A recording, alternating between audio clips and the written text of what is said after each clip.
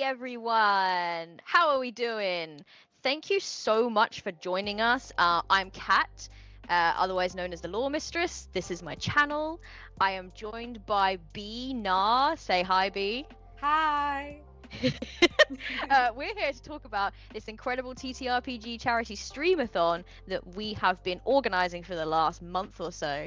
We've had an absolute blast doing so, and we thought before the game that you're actually here to see, because you're not really here to see us ramble, but that's fine, we'll give you a really quick rundown of why we are here. So B, please tell us about Trans Lifeline. Trans Lifeline is a grassroots hotline 501c3 nonprofit offering direct emotional and financial support to trans people in crisis. For the trans community, by the trans community, they're fabulous. They have a peer support phone service. They have a massive resource library, ID change help, community resources. They're fabulous, and that's who we're here to help. Every $5 you donate for a raffle we're doing for Trans Lifeline will get you a raffle ticket to win so many, over 50 prizes. Ranging from really fabulous handmade dice, incredible to a bunch of games, incredible overlays, art commissions, bookmarks. It's amazing. Dice, yes, dice. Oh my god, the dice goblins out there like me. Yes, for the dice goblins, and we have a sponsor, +1 EXP. Yes, not only donating prizes for from Zine Club, but also they have a code for us. TLM is a discount code. Get you 5% off for anything at +1 EXP, including your first month of Zine Club if you want, and 10% of those profits up until May 31st is going to go to Trans Lifeline. Thank you so much, +1 EXP, for this. I am absolutely stunned. Awesome, thank you. We're so happy that we've managed to amass, and for the amount of support that has come flooded in for us while we have we've been trying to organize this is just incredible. So thank you.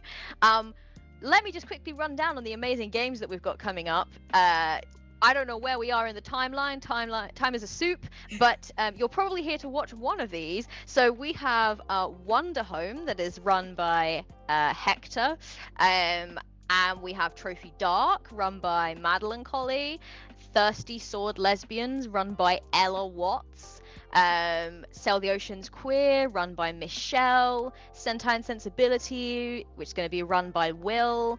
Bloodborg is our 6th game, going to be run by Maddie. So we have 6 incredible games of a variety of different genres. We have something for everyone, we hope. That in all of them, not only will we be doing the raffle for those that donate, we understand that not everyone can donate right now. Some people just want to show up and stream, they want to support, they want to be there and watch the games and have fun, and that's equally as valid and equally as important. So if you come into the chat in stream, you can !enter, and you will be entered into a giveaway for the at least the PDF of that game, because we've secured that for all of them.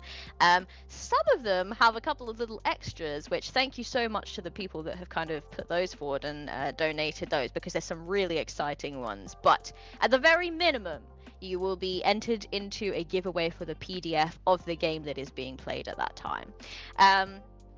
Thank you so much for listening to us ramble, and we hope you enjoy the game that you've actually come to watch, and we will see you on the flip side.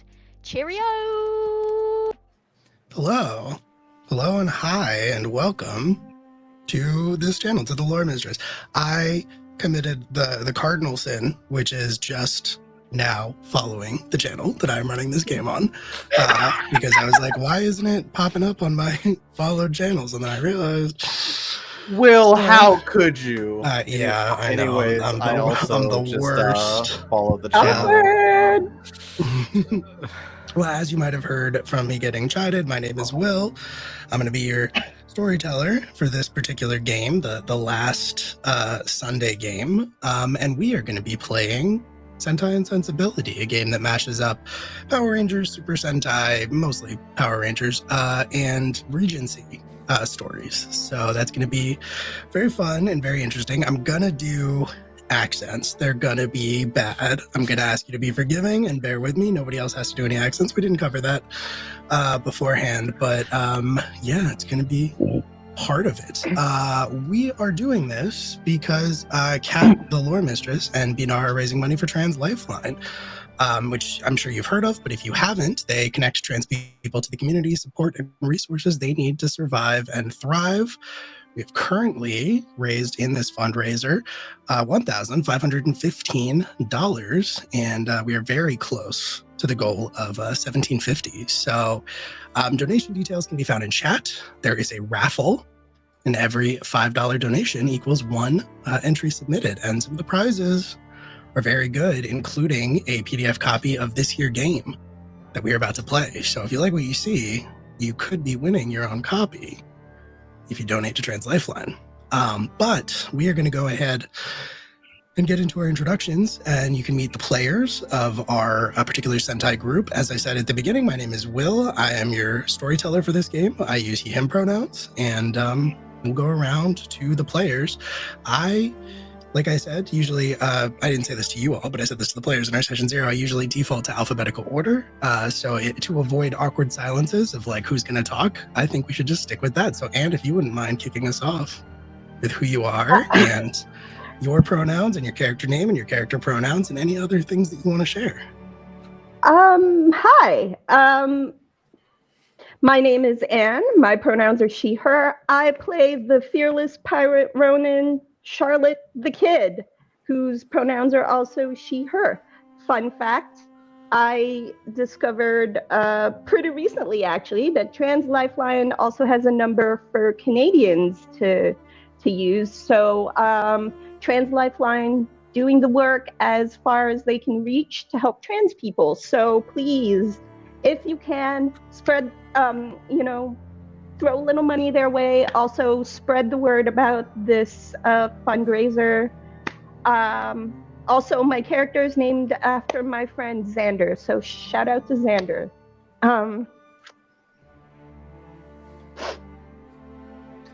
I might have missed your character name. Did you say it? Charlotte the Kid. Charlotte the Kid, yes. Okay. Yes. Cool. Perfect. All right. And we'll keep it going, alphabetical order. Bach, if you wouldn't mind going next. Absolutely. Hello, everyone. I'm Bakla, the composer. My pronoun is he, him. I'm a voice actor, amongst other things. I'm playing the insatiable pirate premier Sepia tugboat, Hideo, the 13th constellation, also pronounced he, him. And a fun fact about him is that he have confidence as he's a mechanic for his boat, his tiny tugboat. I was very excited when you put the tugboat in chat. I was like, that is very on theme. I love it. Johnny, you'd be next. Hello, my name's Johnny. I go by any pronouns. I stream a little bit, do D&D a little bit. I'm here, there. All the places in the world you want to see me, you can probably find me. And today, I will be playing the stylish royal of the Valiant Waves, Flynn Jettison, he, him pronouns, and I'm just really excited to be doing a Power Rangers themed game again, because I love the Power Rangers so much. And yeah, donate if you can, please. Like, please, even if it's $1, please. We would appreciate it. Absolutely agree. And last but certainly not least, Val. Hi, hello, yes, that's me. I'm Val, or Space Valkyries. I do the streaming thing. You can pretty much find me everywhere at Space Valkyries. My pronouns are she, they. I just said that twice. I'm super good at this. And I am playing... I couldn't hold all those words in my ADHD head, so I'm playing the Magnetic Magenta Ranger, Morgan Locke. Their pronouns are they, them. Yeah. Oh, yeah. All right. Well, before we begin and get right into it, we do have safety tools in play. We're using lines and veils, and the players and the audience are encouraged to step away from the table to protect your headspace when necessary. No real content warnings for this game. It's a silly Power Rangers Regency game. There shouldn't be anything violent or triggering or anything like that. It's going to be pretty fun. We're going to have a break about halfway through, so keep an eye out for that. And this whole thing is sponsored by Plus One XP. You can find details in chat, but they've donated prizes to the raffle. They're offering 5% off of any purchase made with the code TLM 10% of the profits from those orders are going to Trans Lifeline. So check it out and see if there's anything you want to pick up from over there. And like I mentioned already, there is a giveaway in chat. So you can type !enter to be entered into a chance to win. And like I said, the prizes are very good. They do include a copy of this game. They include a bunch of other things as well. So I'm not going to list, but I think you can find the whole thing out there on the internet if you look for it. And yeah, with all of that being said, I think we're going to go ahead and get on into our game. So, the dread pirate king Bloodbeard came to this planet from beyond the stars in a ship carved from a comet, with sails made of starlight called the Event Horizon. And with a year, nearly every pirate crew on Queen Victoria's ocean had sworn fealty to the terrifying alien warlord.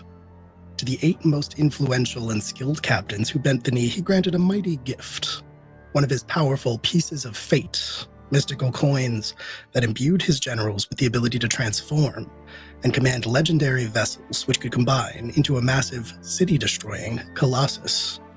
As Bloodbeard's tyrannical rule grew, 4 of those same generals grew distasteful of his murderous methods and united to mount an unsuccessful coup against the Pirate King, fleeing in the aftermath and accepting an offer of amnesty from the Queen in exchange from their service fighting against Bloodbeard and his remaining generals. These heroes defend our shores to this day as Her Majesty's infamous Foursworn Corsairs. For 5 years, these heroes have battled bravely against Bloodbeard, defeating 3 of his 4 remaining generals and rescuing the starling Prince Astrophil from the depths of the Pirate King's dungeons. Now all of the Empire and visitors from the stars beyond come together to celebrate the wedding of Queen Victoria and Prince Astrophil, cementing an alliance between the cosmos and Her Majesty's kingdom that will ruin all of Bloodbeard's plans. As such, the Foursworn Corsairs have been warned to keep a vigilant eye out for trouble on the horizon. And that sets up our game. So the way that Sentai Sensibility works, above the table, real quick, is we have what are called social rendezvous and we have combat rendezvous. Social rendezvous are usually the beginning of the game. Combat rendezvous come into play a little bit later, so we don't have to worry about those right now. But there are a few social rendezvous that you have to take care of before you can begin to, before the wedding kicks off. One of those, chief among them, is that you have to acquire your outfits. Because this is a wedding, of course, and you have to dress for the occasion. Assuming, of course, that you don't have to henshin into your Foursworn Corsairs uniform, it would look out of place if you were not to wear your finest garments to this auspicious occasion.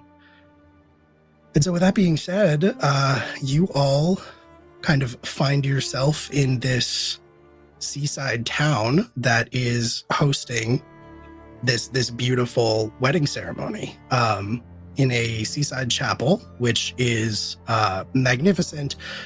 Rises into the sky, constructed specifically for this occasion. It's this like blend of space technology, this sort of like starlight substance that resembles traditional Earth materials, but sparkles with the light of the cosmos, and in some places, in some cases, seems to swallow light itself.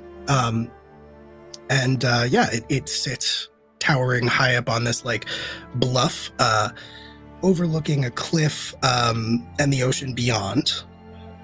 And those preparations are still in place, but for now, you all have to go out and locate, or rather pick up probably, the outfits that either you have commissioned or that have been commissioned for you for the purposes of this wedding. The way that rendezvous work is everybody gets a moment. The game is made up of a series of moments. Moments can be summarized basically as your actions. We can take them in any order. So I guess I would pose to the group, do you think you are doing this activity together, or do you think that you've split up? And who would like to go first? I do think we are together because we have been fighting for General together for a long time. So Yes, this is true. I would like to add that Charlotte is probably late to this. Like, if everybody was like, we're gonna meet at this place and go shopping, she's late. Yeah, so I would say we can do it together, but like Charlotte is late, and she's notoriously late for things. Perfect. I love that. I think that makes total sense. And I think that is a natural jumping off point, because I think what we will open on in that case is Charlotte kind of running through the streets of this town because you realize that you are late. Everybody else is probably already waiting for you at the tailors. That's the word that I was looking for. And I think that is a great opportunity for us to talk about what Charlotte looks like as you are running through those streets, because I don't actually know anything about your characters. You might be humans, you might be from space. It's all news to me. So would you like to describe Charlotte? I would like to invite everyone to picture a tall, leggy, slender, Barbie-esque looking blonde running through the streets of this small town, and she's wearing a cross between like pirate chic and like riding gear, because the reason she's late is actually because she's gone horseback riding and totally got distracted. She is a pirate, but she's also like in the time that she's taken on more heroic endeavors, she hasn't been out on the water that much, and she's become very like restless. So she's been finding ways to work out some of her energy, and she's taken up horseback riding, among other things. If you will, she's become the regency equivalent of a thrill seeker, or like a daredevil, where she's just pursuing endeavors that allow her to go fast and work off her energy. So she is running real fast. She is surprisingly athletic because she's running, and she's just her long hair's in a braid, and she's headed for the tailors because she is super late. Incredible. Very, very cool. I love that. So yeah, you like round the corner as you're running through these streets. People are kind of like ducking out of your way. Somebody leading a horse, pulling a cart, kind of like just barely manages to like maneuver it to a stop right as you almost round the corner. But you're pretty athletic, I think, as as one of the Foursworn Corsairs. I do think this will be our first dance step of the game. Sentai Sensibility is a system that measures moves as dance steps. So I will tell you all tell me what you want to do. I will tell you which dance step that falls under, and then we will roll the specific die type that is associated with your character. This is going to be and of course, immediately there, all of the dance steps are gone from my mind. This is going to be footwork. You are going to roll your die and as a footwork roll. My playbook that I have selected is the Ronin, which means I am rolling a d6 just to get the audience in on that. And that is only 1d6, correct? That is 1d6. You don't have disadvantage, you don't have advantage, but the Ronin is well suited for footwork because a 6 is an automatic success for you. That's the highest number on your die. And you need a 3, 4, or 5 to succeed, or a 6, because that's your highest. You've got to be kidding me. Okay. That's sad. Okay. I rolled a 2. No, it's a 2. Shit. If it was a 1, your honor might have come into play, and then you might have been able to succeed anyway. But yeah, with a 2, that's the worst thing you could roll. This is the worst worst outcome. But if you'll allow me, I have an idea of how this plays out. So Charlotte is running, and the horse carriage is there, correct? Yes. Like it. So it is a cart. We'll say that it is full of like hay bales. Okay, so she doesn't end up stopping, right? Like she's going full sprint, and then she like tumbles into the cart. But then when she gets out, she's like, "Ooh, horse! Distraction!" So she goes to pet the horse, and she is extra distracted now because there's a horse.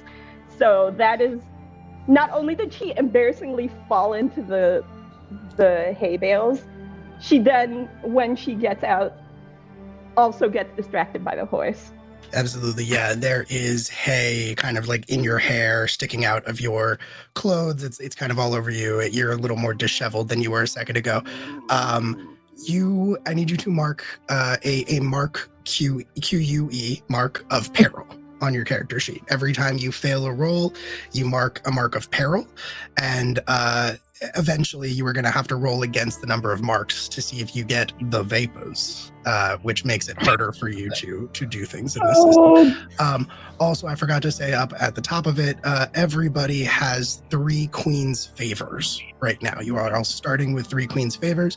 You can spend those to re-roll anything that you fail, but you might want to hold on to them because it's also one of the only ways that you can get rid of marks of peril or the vapors. And we'll get into that when it is more relevant in play. But for the rest of you, the other 3, assuming that you were all there on time, you see Charlotte round the corner onto the street where you were standing outside of the tailor shop, hair disheveled, straw sticking out all over. And you are maybe unsurprised, given your long associations, to see either the lateness or the state of Charlotte. And I think that is a great chance for us to get into the rest of our descriptions. We will stick with the same order, which works out great because Anne already described her character first. So Bach, if you wouldn't mind describing your character next. Hideo goes, as he's always latent, never kept. And Hideo's is an alien-looking general who tried to fit into the society, have been failing the whole time. He's wearing very tattered clothes, very living on a penance for the entire time here, and was incredibly excited to get some new clothes for this wedding. Hell yeah. Johnny? I mean, Charlotte's always late, so we just have to move on, and I walk over to Charlotte and pick some of the hay and just kind of move on. As I approach, it is a very human-looking individual with like very light, kind of like the green from his hair is like turning into just a natural color and not like a dye job. And I'm very much in a, I want to call it a Newsies outfit, brim hat, not the best looking slacks and shirt, but obviously we're here to dress to impress now and not on a normal occasion or a normal day like this. And we have to also try and look our best, even though we almost ended up in the ass of something. Absolutely. And Val, would you mind describing Morgan? So Morgan is very they're kind of light brown skin. Think Darcy walking across the field in 2005 Pride and Prejudice, that tunic with the trousers. Come on, we all know. With a little bit of Sailor Uranus, like that kind of shorter hair, very much a they-them energy going on there. And they're not at all surprised by any of this. Incredible. And I think, Charlotte, right as you run up, are you saying anything? Are you apologizing? Are you... So everybody sees her like burst at the tailors and she comes in with this energy. She's like, I'm sorry. There was an accident on the road and a horse. And she just shrugs, and she is dusting herself off and just says, I'm pretty sure I spoke to the tailor in advance to make arrangements, so I think I'm okay. I don't remember if I actually did that. And she does this very ADHD thing of like walking around and just like looking at things and just like, checking out all of the clothes racks. Very high energy, like someone fed a child too much sugar and is, the energy of like, oh, this is the point where everybody regrets it. That kind of energy. Absolutely. As you all enter the tailor shop, you see that there are mannequins about that have sort of been like swathed with cloth. Some of it is like pinned up and clearly marked with chalk to be modified to be sewed into something specific. There are a few examples of like, we'll call them off the rack items, even though that doesn't really apply to this era, hanging about, more like examples of work. But you all don't really have to worry about that because your orders have been in for this wedding for quite some time. And so you are approached, I think, the second that you enter, all of you after Charlotte, it sounds like, and Charlotte, as you were kind of like looking around and trying not to touch things, maybe the rest of you are kind of intervening to that end. You hear a voice kind of like clear their throat. And you look over and you see this very sort of tall, slender man wearing a very like well-fitted shirt, very well-fitted breeches, suspenders holding it up. He has very like high cheekbones, kind of gaunt, and this like white hair that is sort of like parted down the middle and sort of just like flips up at the ends. Very sort of like sallow, kind of sunken features, but wears like a belt and has some sort of like maybe a couple of tacks kind of sticking out of the corner of his mouth, which he would remove as he looks at you. Also a measuring tape draped around his neck. And as you enter, he kind of clears his throat. Charlotte, as you were looking around, he sort of approaches you and watches what you're doing and says, may I help you? Yes, I'm here to pick up an outfit for the upcoming wedding. And she wipes her hands like, she does this nervous thing where she just wipes her hands and she's trying to puff her chest up and be like proper. And she's just standing there and she's looking at her teammates, her companions, and she's like, am I doing good? Doing great, sweetie. You're doing wonderful, as I'm just shaking my head. I don't even know what you're doing. He looks a little doubtful, and normally he would probably pay special attention, maybe even realize who you are, because Hito's with you, but and Hito's an alien, obviously, but because of the nature of this wedding, many aliens have come to this town from beyond space, and everybody's seen a lot of that this week, so he's a little more inundated than he normally would be, but he looks a little bit doubtful as he surveys the four of you, and the way that you are dressed and the way that you present yourselves, and I think I'm gonna need a dance step from all of you, and I think it's gonna be etiquette. Welp. Wait, hold on. Can I do it? Can I do it? Yeah, you can absolutely roll. All of you can roll. You want a 2, a 3, the highest number, or potentially a 1, although I'm not sure that like fitting into high society is within any of your wheelhouses. All right. As a premier, Yes. I will rolling a d4, so I'm gonna roll it right now. Mm-hmm. I got a 2. That is a success. Did anybody else succeed? Hold on. I got a 5, so I'm rolling a d8. So Yeah. That's a fail, unfortunately. yeah, I assume.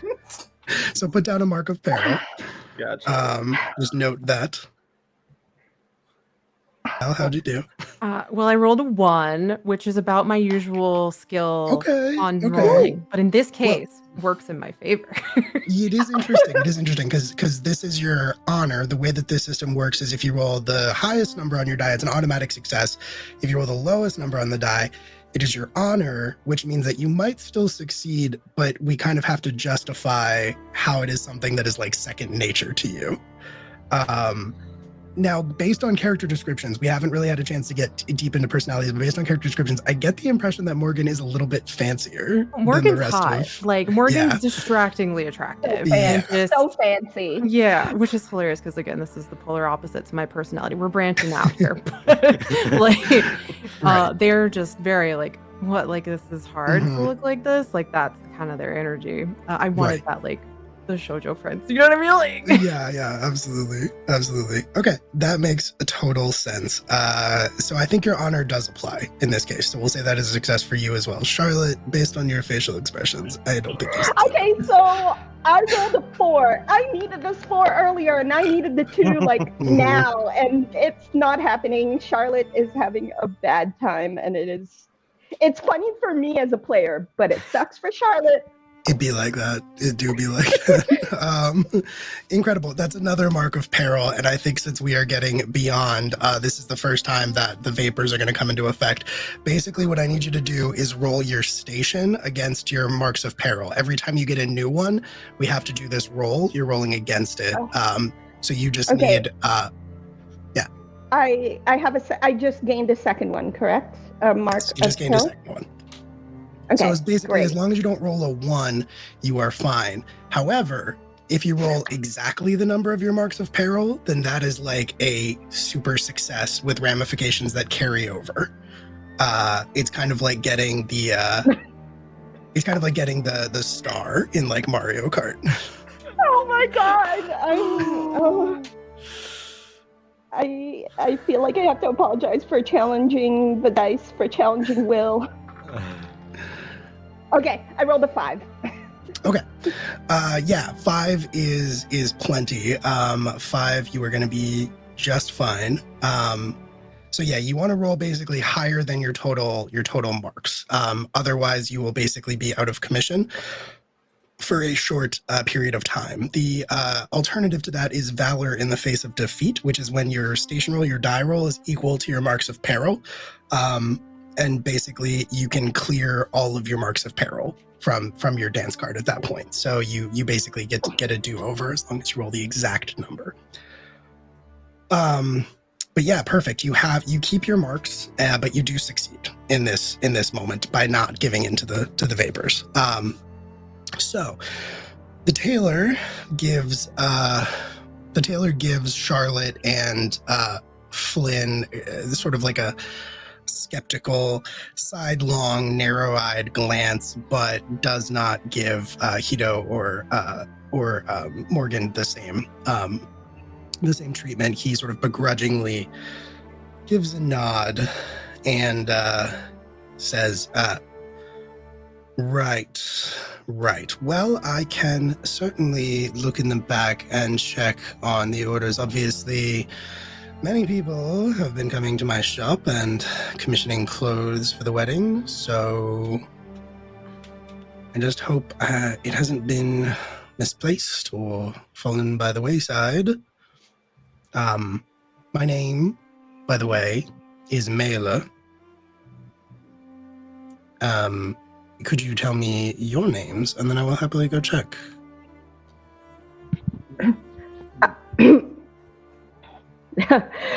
Charlotte says, Charlotte Kidd.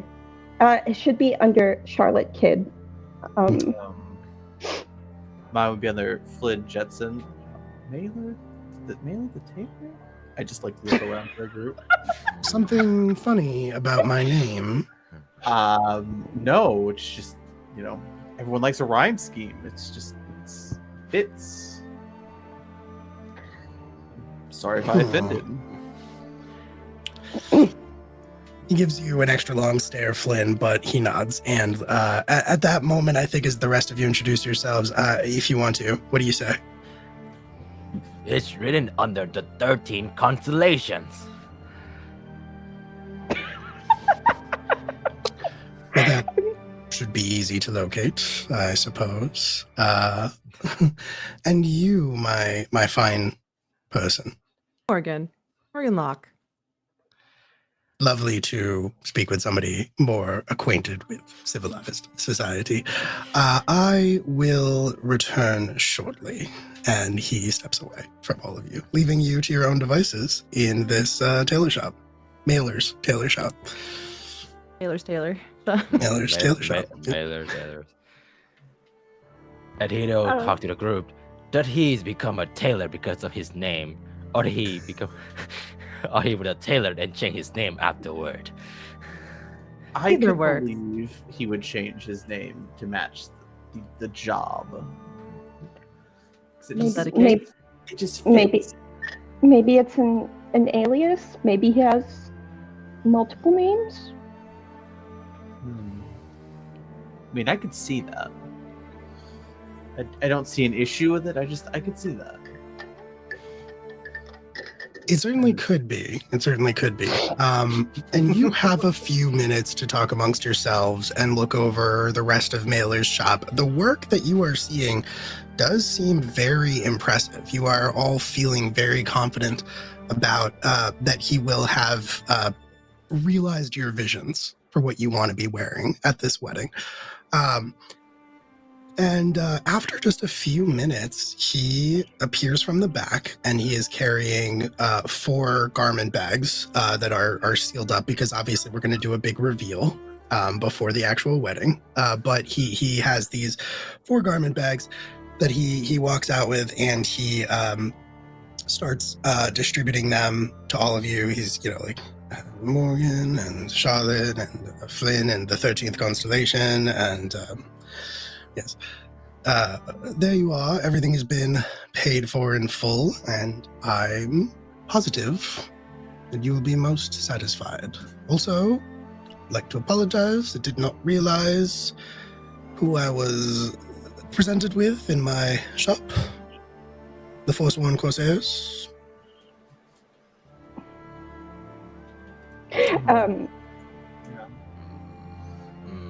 Charlotte does this really forced kind of curtsy thing, like she's trying to. She's definitely not comfortable in proper society. She'd rather be, horseback riding or doing pirate things on her galleon. She's just not, but she's trying really hard, and she, does this kind of humble brag energy, curtsy, and she looks at everyone else. He don't step forward, so you have heard of it. Well, yes, of course. I believe everyone has, though I don't think most are used to seeing you out of uniform, shall we say. I'm not certain that everyone is going to know what you look like, so you may want to lead with that in the future. Just a humble suggestion, perhaps. Maybe you should be polite to everybody who enters your store. Yes, of course, and I of course I am. It's just a busy week. I'm sure you understand with the wedding and everything. It's been quite a lot of work, and I'm just one mailer. So, The tailor. Yeah. Yes, it does rhyme. Very whimsical. Thank you for pointing that out. No one has ever done that before. So. Is he presenting us with sass right now? It's hard to say. Do you want to roll etiquette to figure out?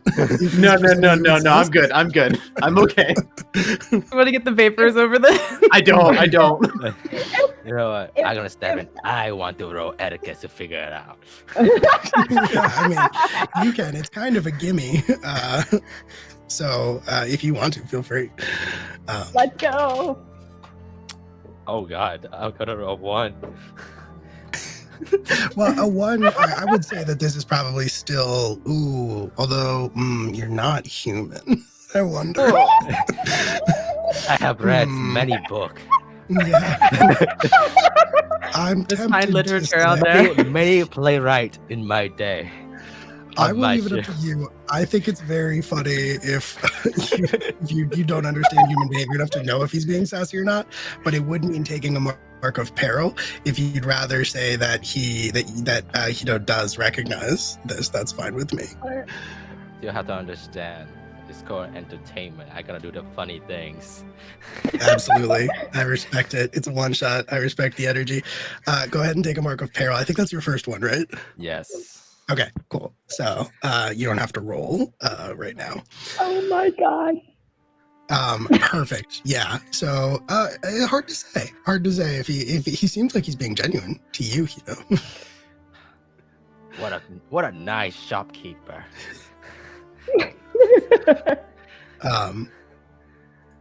Greatest Wow. paths, yeah. I do have a lot more work to do before I'm done with before the wedding, so I should get back to work. But like I said, I hope any future finery needs you have, you'll remember my name. Should be easy. Hard to forget it. And I think, yes, go ahead. Charlotte leans over to Morgan and just says, "Thank you for saying what I was thinking." Letting that stand here. Perfect. So you all, at that moment, as he is like trying to excuse himself politely from you, you all hear a commotion from outside on the street. You hear the sounds of people shouting a little bit, and I think maybe even the sound of a pistol being fired. You all hear this, right? Yeah. We should go check that out. Yeah. Never get a day off. No. Absolutely. You all, 4 of you, rush out of Miller's shop back onto the street, and you do see people running away across your path. You maybe think about stopping one of them and asking them what's happening, but it's very evident, and you don't actually need to, because when you look to your left, you see that there is a bar on the street, like a pub on the street, and standing outside of it, looking very unsteady on his feet, is a very, for lack of a better term, piratical individual. A man who just everything about him screams pirate. He is dirty. He is human. His clothes are a little bit ripped and tattered. One of his legs is a peg leg. He has an eye patch on, a tri-corner hat that is like held in one hand, and he is waving a flintlock pistol around, the smoke still trailing out of the end of the barrel. You were all regular pirate captains before Bloodbeard brought you into his fold as his generals and gave you your own ships that are magical space tech where they don't need a crew. Flynn, against all odds, I think you recognize this man as one of the members of your old crew from before Bloodbeard recruited you. This is a man by the name of Scurvy Drachman. Scurvy. Oh my god. Oh, buddy. Oh, so I look to the group. Can I just handle this real quick? We know each other from past work, if that's okay to say. I mean, yeah. I think I'm picking up what you're putting down. Okay. I'll also share his name as well. Are you sure he doesn't need some vitamin C? His name is really just Scurvy. That's not a moniker. It's just his name.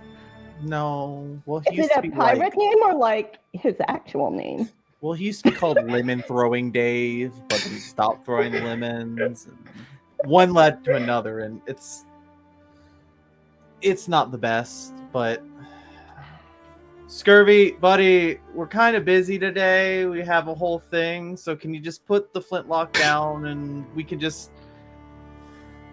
not handle this the way we usually handle this?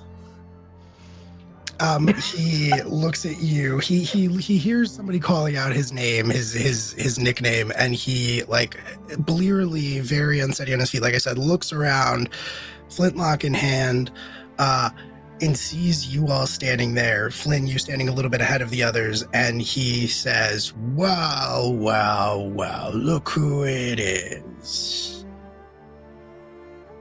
My old captain, too good for a crew these days, isn't it? Just abandoned us, just abandoned all of us out here on the seas." Well, I mean, I left you with other boats, and I just assumed you'd, integrate to that system, but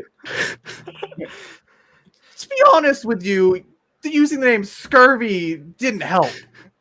Like, it was a really bad choice. He starts moving towards you very purposefully at that and says, "Well, I didn't acclimate, did I?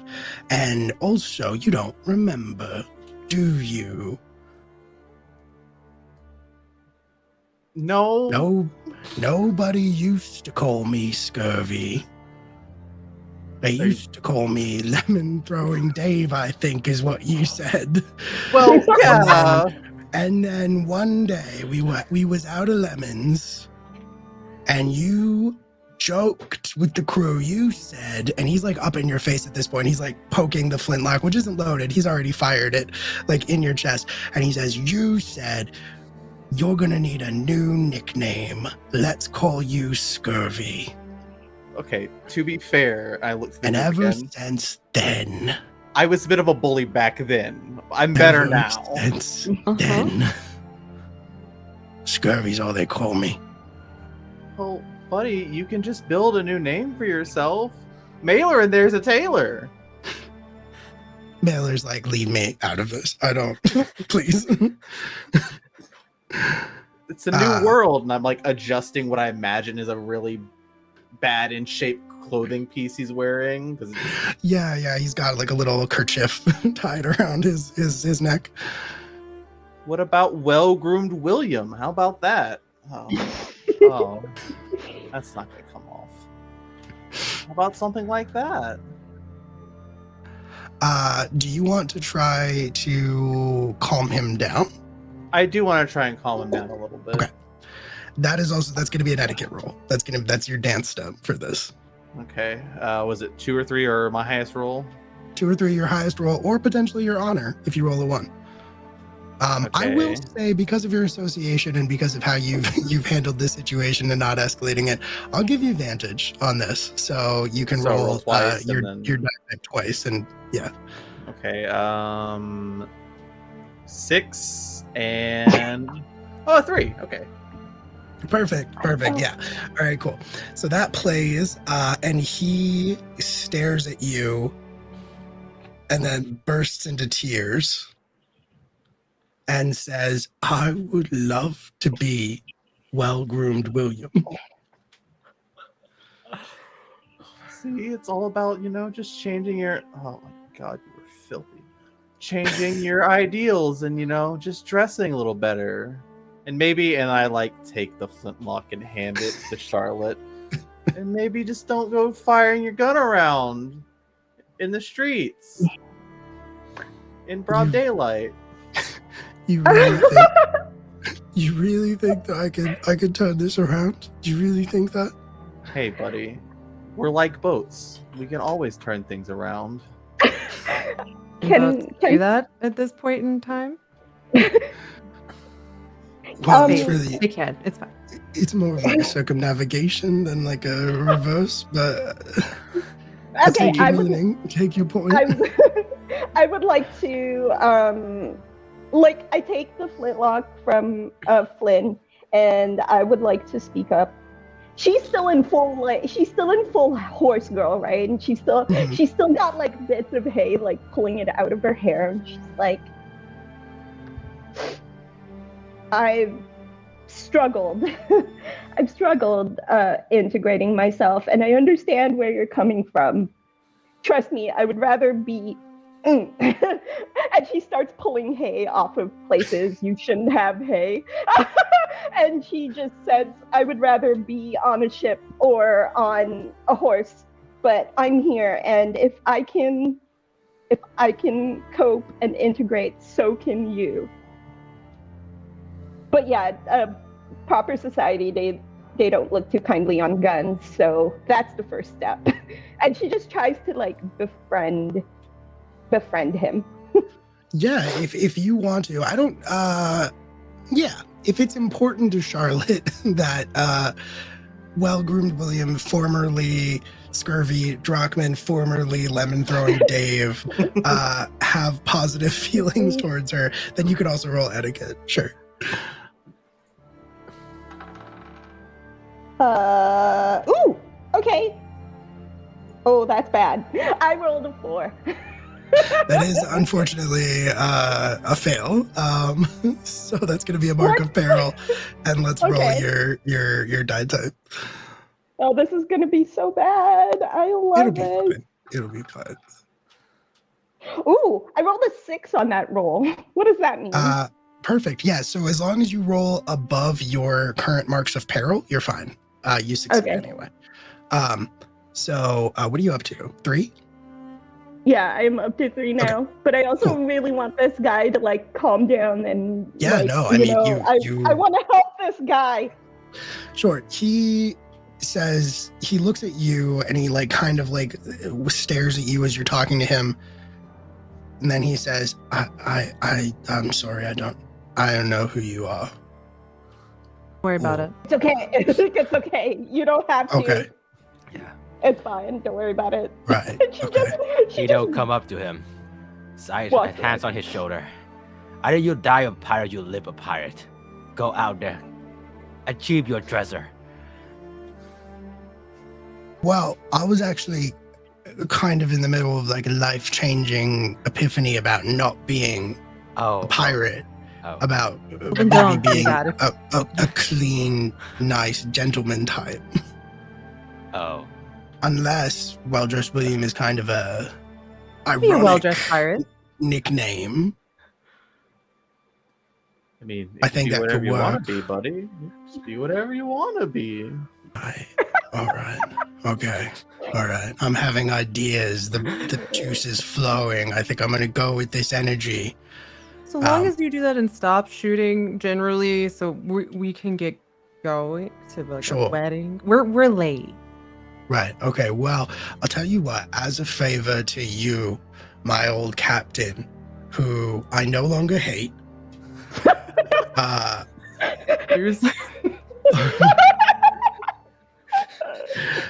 I won't shoot anyone today or tomorrow. Okay. I'm okay with this. Not at all. That's Morgan's really like, asking a lot. That's really asking a lot from me. That's what growth is. Mm-hmm. But growth takes time. I think we can all agree. And it's baby steps. Yeah. Yes. Charlotte still has his gun.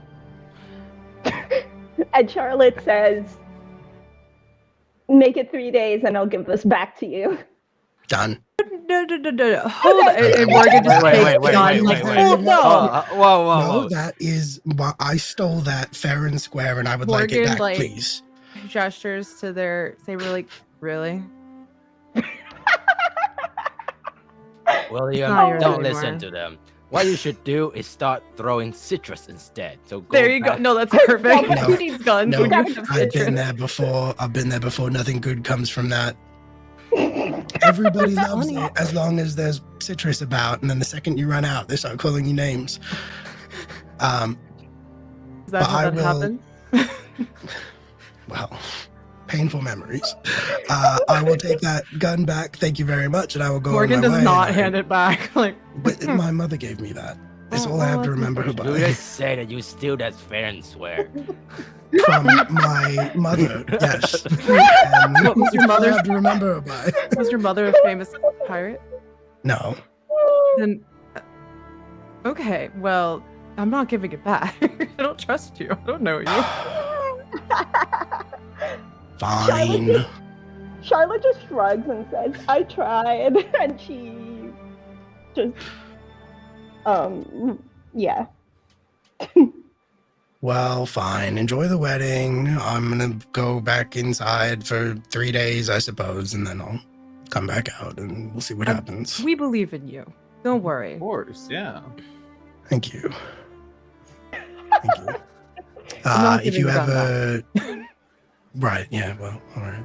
If you ever need someone to throw something or shoot someone or do various things, I'm available for hire. But enjoy the wedding. I'll keep that in mind. Morgan looks at Flynn, like, I'm sure that he'll keep that in mind.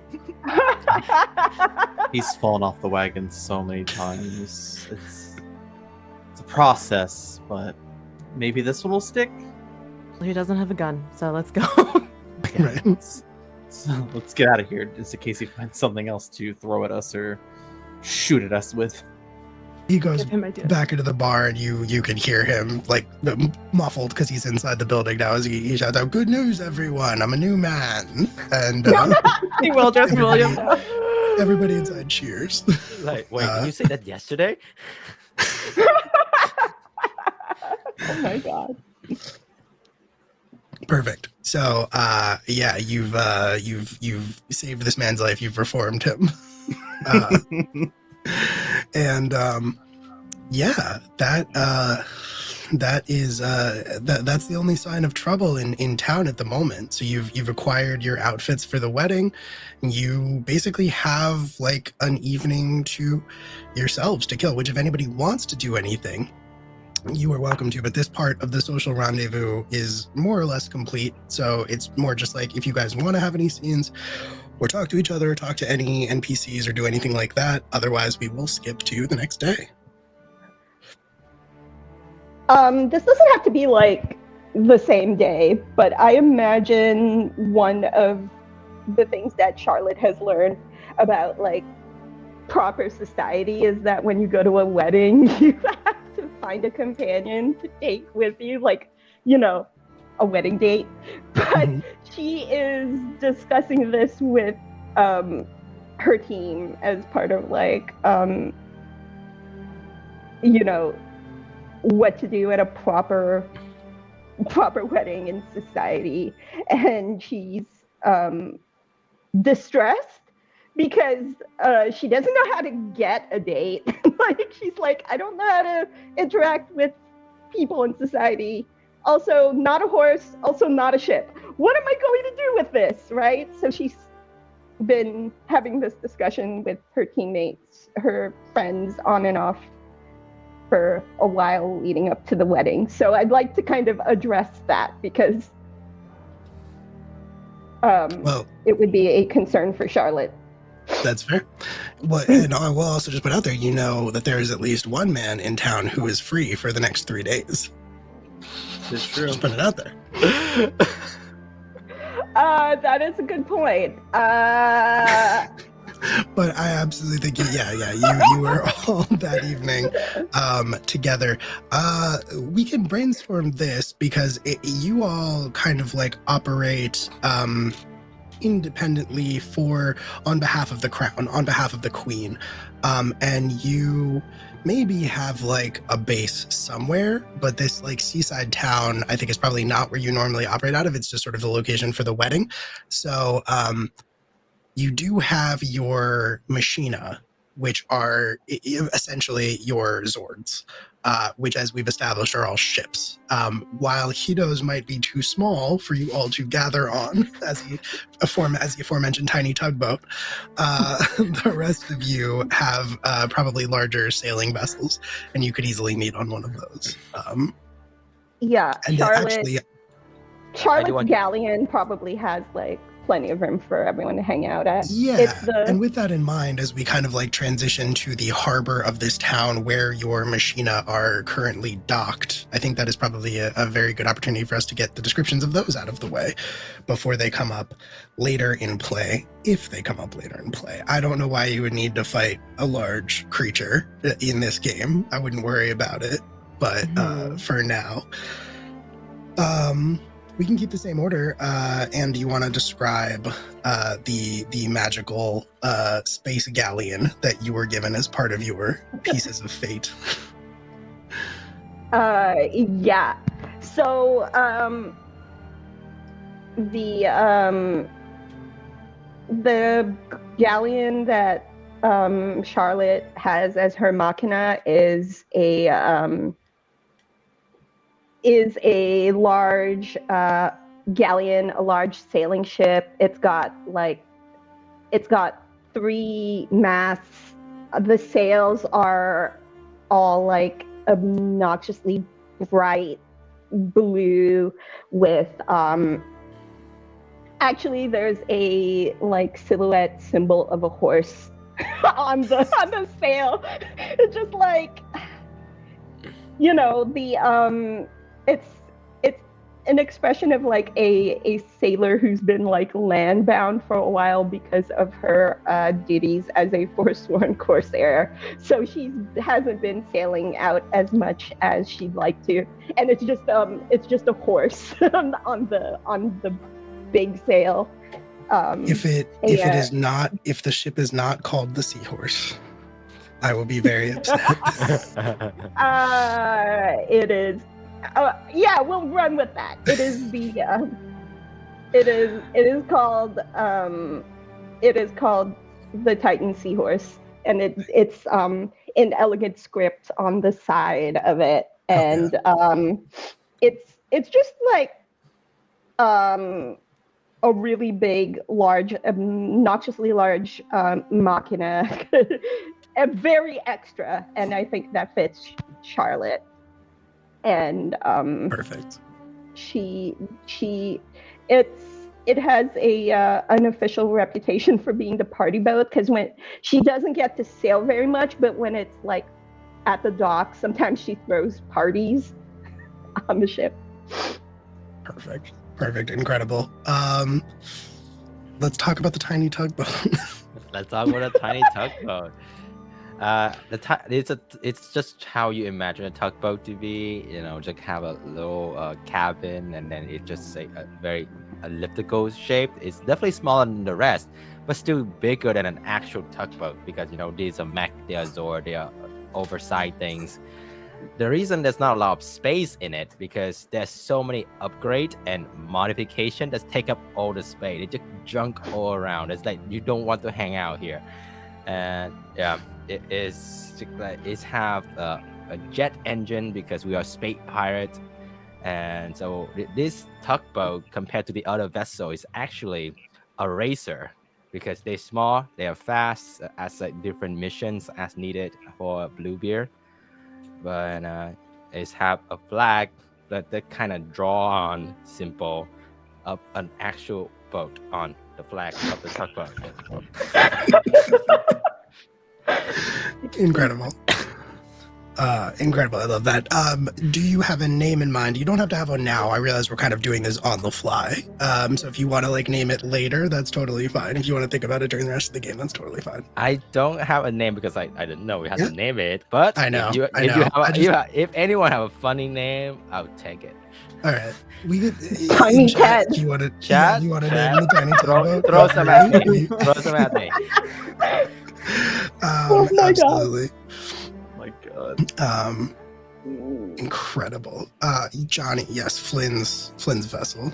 So it is also a galleon of sorts, but is a more worn down, kind of seen better days ship that was obviously had a lot of crew members on it, as we've previously seen. But I will say there used to be some golden green sheen to it, super nice. And then there's a lion's head that is placed at the very front of the entire ship, and the ship's name is the Main Event.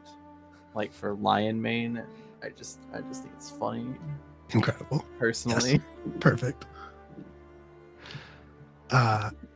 Absolutely. Yes. Also, I'm seeing Mug the Tug. I'm seeing Tuggy McFloaterson. I love Tuggy McFloaterson. Tuggy McFloaterson's very good. There's some very strong contenders. Perfect. And Val, what about Morgan's ship? I'm / so Machina? sorry. Mine is not as fun. I went very serious because I'm me, but That feels very in character for Morgan. Morgan does. feels like a very self-serious person. yeah, they take themselves a little too seriously. But their ship is actually a dragon. It is like. Did any of y'all watch Zoids? We're going real deep cut here. Yes, If you've seen Zoids, 1000% yes. thank you. I was like, if any group of people would have seen Zoids, it's this group. So like a robot creature basically. So it's just a giant dragon named Queen of Stars. Incredible. Oh, I love it. Incredible. Perfect. All right, cool. So we've got these ships that are docked. You're probably all on the same dock, and you. It sounds like since we've established the Titan Seahorse as kind of the party boat, that's probably where you're kind of gathered and hanging out in the night before the wedding. Partially, you're probably gathered together because you feel a little bit out of place in this kind of high society event. You all occupy this very interesting place in society where you serve a very necessary function, protecting the Queen's lands from Bloodbeard and his like servants. However, you used to be part of that army. You used to be part of his thing. So his empire, we'll call it. And so you're treated with a certain amount of respect. I think the Queen probably values you and respects you, but other members of court probably regard you with some suspicion, because there's always the chance that you could return to your more evil origins, go back to Bloodbeard. So while people are very grateful for you and the fact that you serve this function, you're probably not normally invited to like court high society functions, but because this wedding is such a big deal and because Bloodbeard is almost certain to attack during it, you have been invited because you are needed. You are the only people who can protect the wedding from any of Bloodbeard's plans. So yeah, with that in mind, Charlotte, you were asking questions about dates. Yeah. Okay. So I assume because the Machina is alien tech, it doesn't like it's very clearly, obviously, it stands out, right? So there's maybe technology on this galleon that's not in a regular galleon. So I would like to pitch it that there's like an alien sound system on this galleon, and there's like really obnoxious music coming out of it, like the soundtrack of Bridgerton, where it's like modern music, but it's like chamber music or whatever. So I imagine it's that sort of vibe. Charlotte just like cranks up the music when she's anxious and doesn't care. She is hosting all of her teammates, her friends, to have this discussion. Like, it's really going to be bad if we do not have companions for this wedding. We already kind of stick out like sore thumbs. I feel like nobody likes us. I feel like nobody likes me. We should probably try to fit in more, but also I hate it. What do we do? You don't need to do anything. You don't have to fit in. Who cares what they think? Nobody likes us? We saved them. I was planning to bring my boat as my companion. I think that's an excellent choice. I see nothing wrong with that. Great.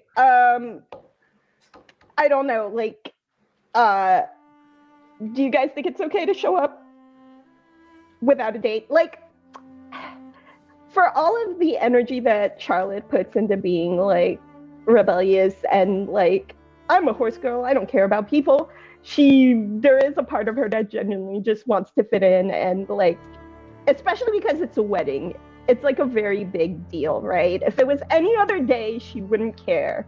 But this has been drilled into her that this is a very big deal. So it's kind of weird to see her be this anxious about something. So, like, maybe I should try to find someone to take to this wedding that's a little more fitting with society. Yeah, what about a tailor? Let's see, do we know anybody? I really don't like that guy. He was kind of mean. And she remembers how uncomfortable she felt with the tailor and being silently judged. And she's like, I don't like that guy. Well, I mean, how many people do we know? Who do we know? Taylor, the scurvy. We save a lot of There's people, right? boat, Maybe you want to call it a favor? Maybe they'll be thankful enough that they'll, like, I don't know. I mean, I'm not as attractive as Morgan, and I don't know as much about society, but I can try. That's a very high bar. You should be more realistic. Whoa. I appreciate how painful that looked for you, Val. Yeah, I'm like, oh. I'm not upset you've said that. It's mean. They also just said we don't have friends, so I'm okay with it. The way I cannot cosplay a mean girl. You see how bright red I am from that? No, it's okay. I picked it up. I'm running with this, and the point is to be yourself. Charlotte. Don't try to be me. Be you. Or you can be like me. Or you could be like Hito. I think that's Hito stand on his own ship. No one has shook Hito before. Yeah. So basically, this whole bit is just Charlotte having an existential crisis about not having a date for the wedding. Absolutely. There's someone cute at the wedding. Very true. True. If only there was a GM to put that hit down. Yeah. It just glances over at my list of NPCs.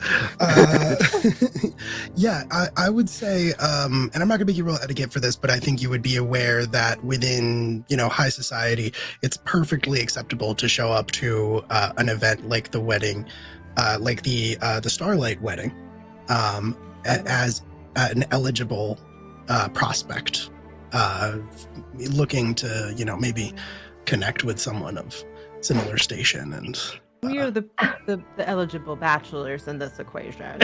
Everyone will be punching for you. Morgan, I imagine is the one that reminds Charlotte of this, because Charlotte, in her ADHD, probably forgot about that. Just like, oh yes, don't worry, you will have plenty of attention. Maybe more than you want, but you will get it. Yeah. When Morgan says maybe more than you want, she becomes anxious again, but for a different reason, and then continues to spiral. Morgan just pats her on the back, like, it's all right, we've all been there. Like, that anxiety is just a lot. Don't worry about it. It's better in the moment. It's more anxious ahead of time. Yeah. Okay, that's it. I just wanted a little RP for this team because I love you guys so much. Yeah, no, absolutely. Absolutely. I love it. It's all part of the rendezvous. Incredible. So, you socialize for the rest of the night. You excuse yourselves back to your individual vessels, your machina. to get some sleep. Tomorrow's the big day, the wedding, and potentially also the threat that you are all here to protect from. Fingers crossed that nothing happens, and this is just a regular party that you get to go to. You get to dance, and nothing's going to happen that's going to make you have to hench in or turn into a giant robot or anything like that. Wouldn't that be a twist for this accessibility stream? Amazing. The next day dawns, the morning bright, the sun breaking over the horizon and evaporating the mist across the surface of the ocean as it bathes the town in its warm rays. People are up at the crack of dawn. The whole town is coming out because they have to prepare. All of the bakers are working overtime. All of the brewers are working overtime. The vintners, Mailer he hasn't slept. He has been up all night finishing everybody's outfits.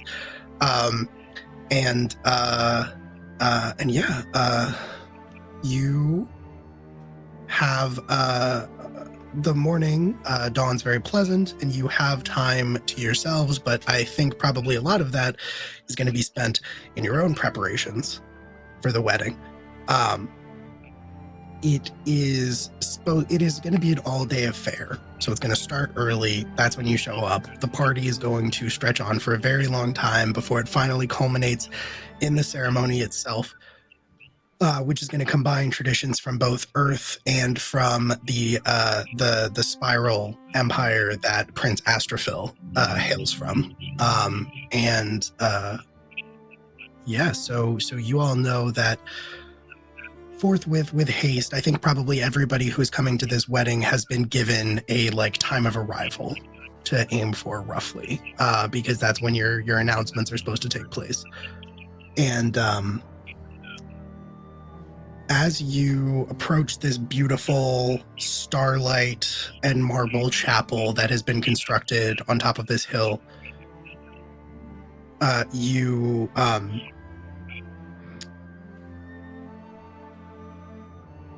pause before the door. Sorry, I'm hearing a weird echo, but I'm not sure what it is. It's fine.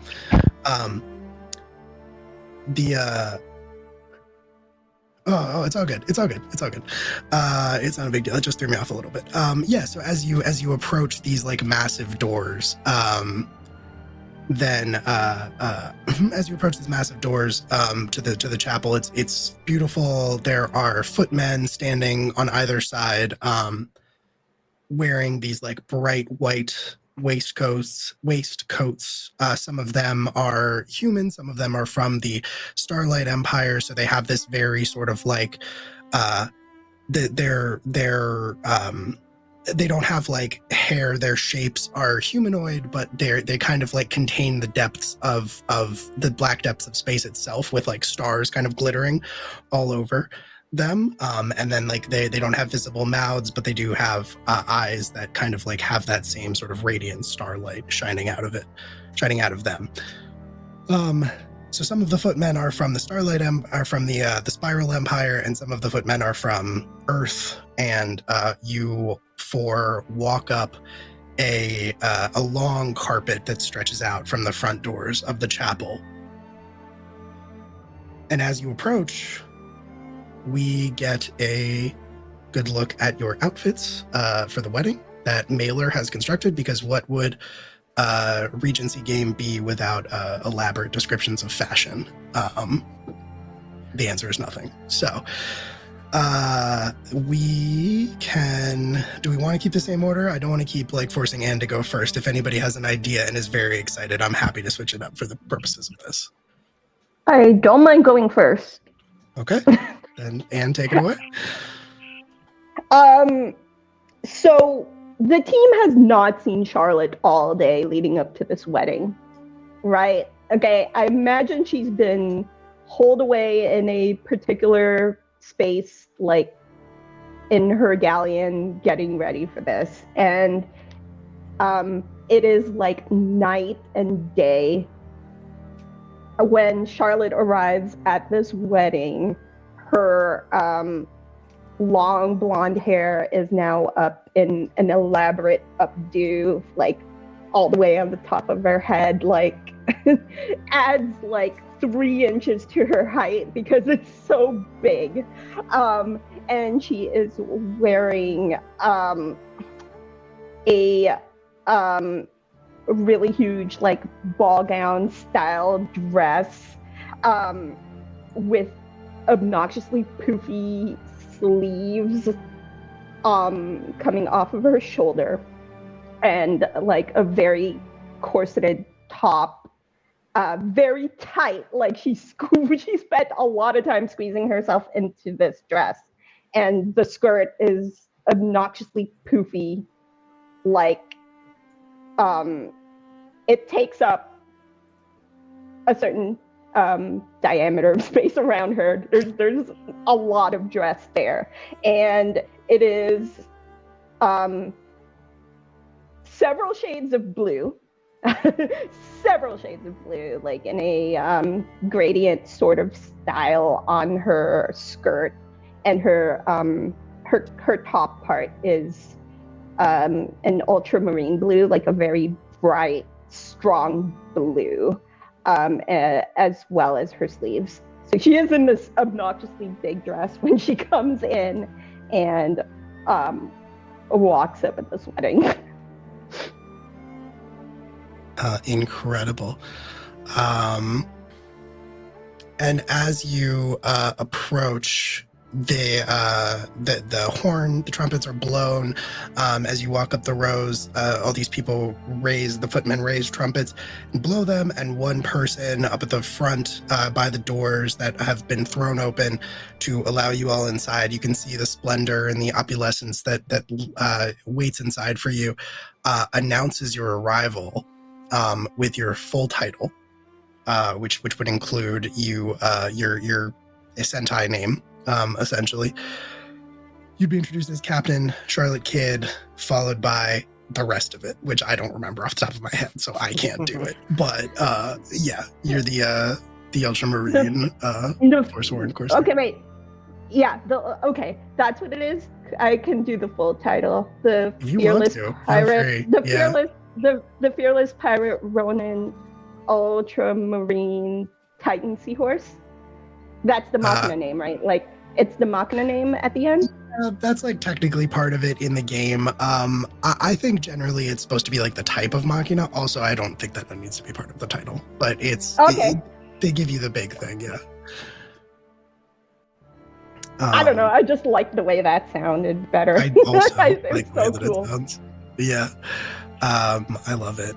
And yeah, so that gets announced. There is applause as you enter in. Followed by, we'll keep the same order, followed by Bach, followed by Hito. Awesome. So Hito is wearing a suit, kind of overdone it, too many layers. He's using both satin and sky font, a little bit of embroidery. The color is, I'm going to follow my own color, sepia, and with a little white detailing here and there. It's a tiny picture of boat. When it's inside of a suit, like the inside of a suit have pattern. The pattern tiny boats inside, and there are various tug. Have a jacket on top.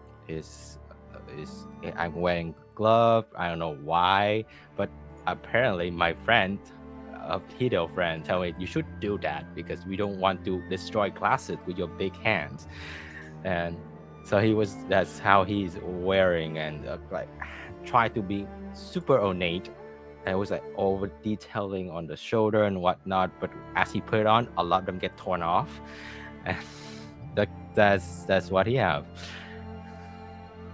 Incredible. And you are also announced by your full title, which if you want to the 13 constellations, the insatiable pirate, Premier Sepia. You want tugboat? Tugboat. Gotta have the tugboat. Quick question. What's the tugboat wearing? I'm just curious. You did say that you were going to bring the tugboat. Yeah. Oh, what is the tugboat wearing? Yeah. Paint job. I just like get a tiny new paint job. It's paying black and white as a suit. Just have the tie in the middle as well. Incredible. Perfect. Okay. So more applause follows as you enter. Flynn. I love that I'm following a tugboat. Like, no sarcasm. I love that I'm following a tugboat. It's gonna be an all black suit. The bow tie is gonna be a very dark green, kind of trying to match the black, but still you gotta wear your colors. The cummerbund though is a little messy, just because he's never worn a cummerbund before, and he doesn't have his full like jacket on, so it's over his shoulder, and he's walking down. I imagine either walking down or walking up the steps, trying to be like, "Don't fall, just don't fall. It's a big event, just don't fall." And I'm just like waving to people, even if they're not even like looking my direction. Like, yeah, it's me, Flynn Jettison. And people are definitely like confused about why you're introducing yourselves, because obviously when you come to a big event like this, you get announced. But you get some looks. You wave at some people and you tell them like, "Hey, it's me, Flynn Jettison," and they're like, "Okay." I just, after yesterday, my like self-esteem's a little like down here. The no friends comments are really sticking with me. Right. Yeah. Yesterday was a big day for Flynn. You found out that nobody liked you, and that none of you were ever going to be as attractive as Morgan. And that was rough. You also get announced, the horns blow. And do you want to do your spiel? Oh, well, I would say the spiel would have been me going down the stairs, giving out 2-finger kisses to the crowd as I'm walking down. Right. But your title, I mean. My title, my full of the stylish royal of the valiant waves. Sure, yeah. Yes. Okay, cool. Stylish royal of the valiant waves. Perfect. And last, once again, but certainly not least, Morgan, who is like maybe a bit of a minimalist when it comes to the titles. You've maybe you've like asked them to tone it down a little bit. You don't want to be too ostentatious. Yeah, so Morgan's outfit is kind of like more of a military style, where it's got the pauldrons and stuff. But on the side is just this cape of stars. That's just something that they stole from a pirate somewhere in space. And it looks fabulous, obviously. And it's various shades of like magenta is obviously accented in the embroidery, but it's like a dark purple and with black, and like it's just flawless. And of course it's like deep V, because the non-binary chest needs to come on. Absolutely. And they have like just a very understated tiara with heels, and they're just like voguing down. They're just go. Absolutely. And you likewise are announced, and you enter into the wedding itself, the hall beyond. You pass the doors as the trumpets blow, and you are announced, and you find yourselves inside the Starlight Wedding. And since we are just about at the halfway point, that seems like a good time for us to take a break. When we get back, we'll get into the wedding itself. So don't go away.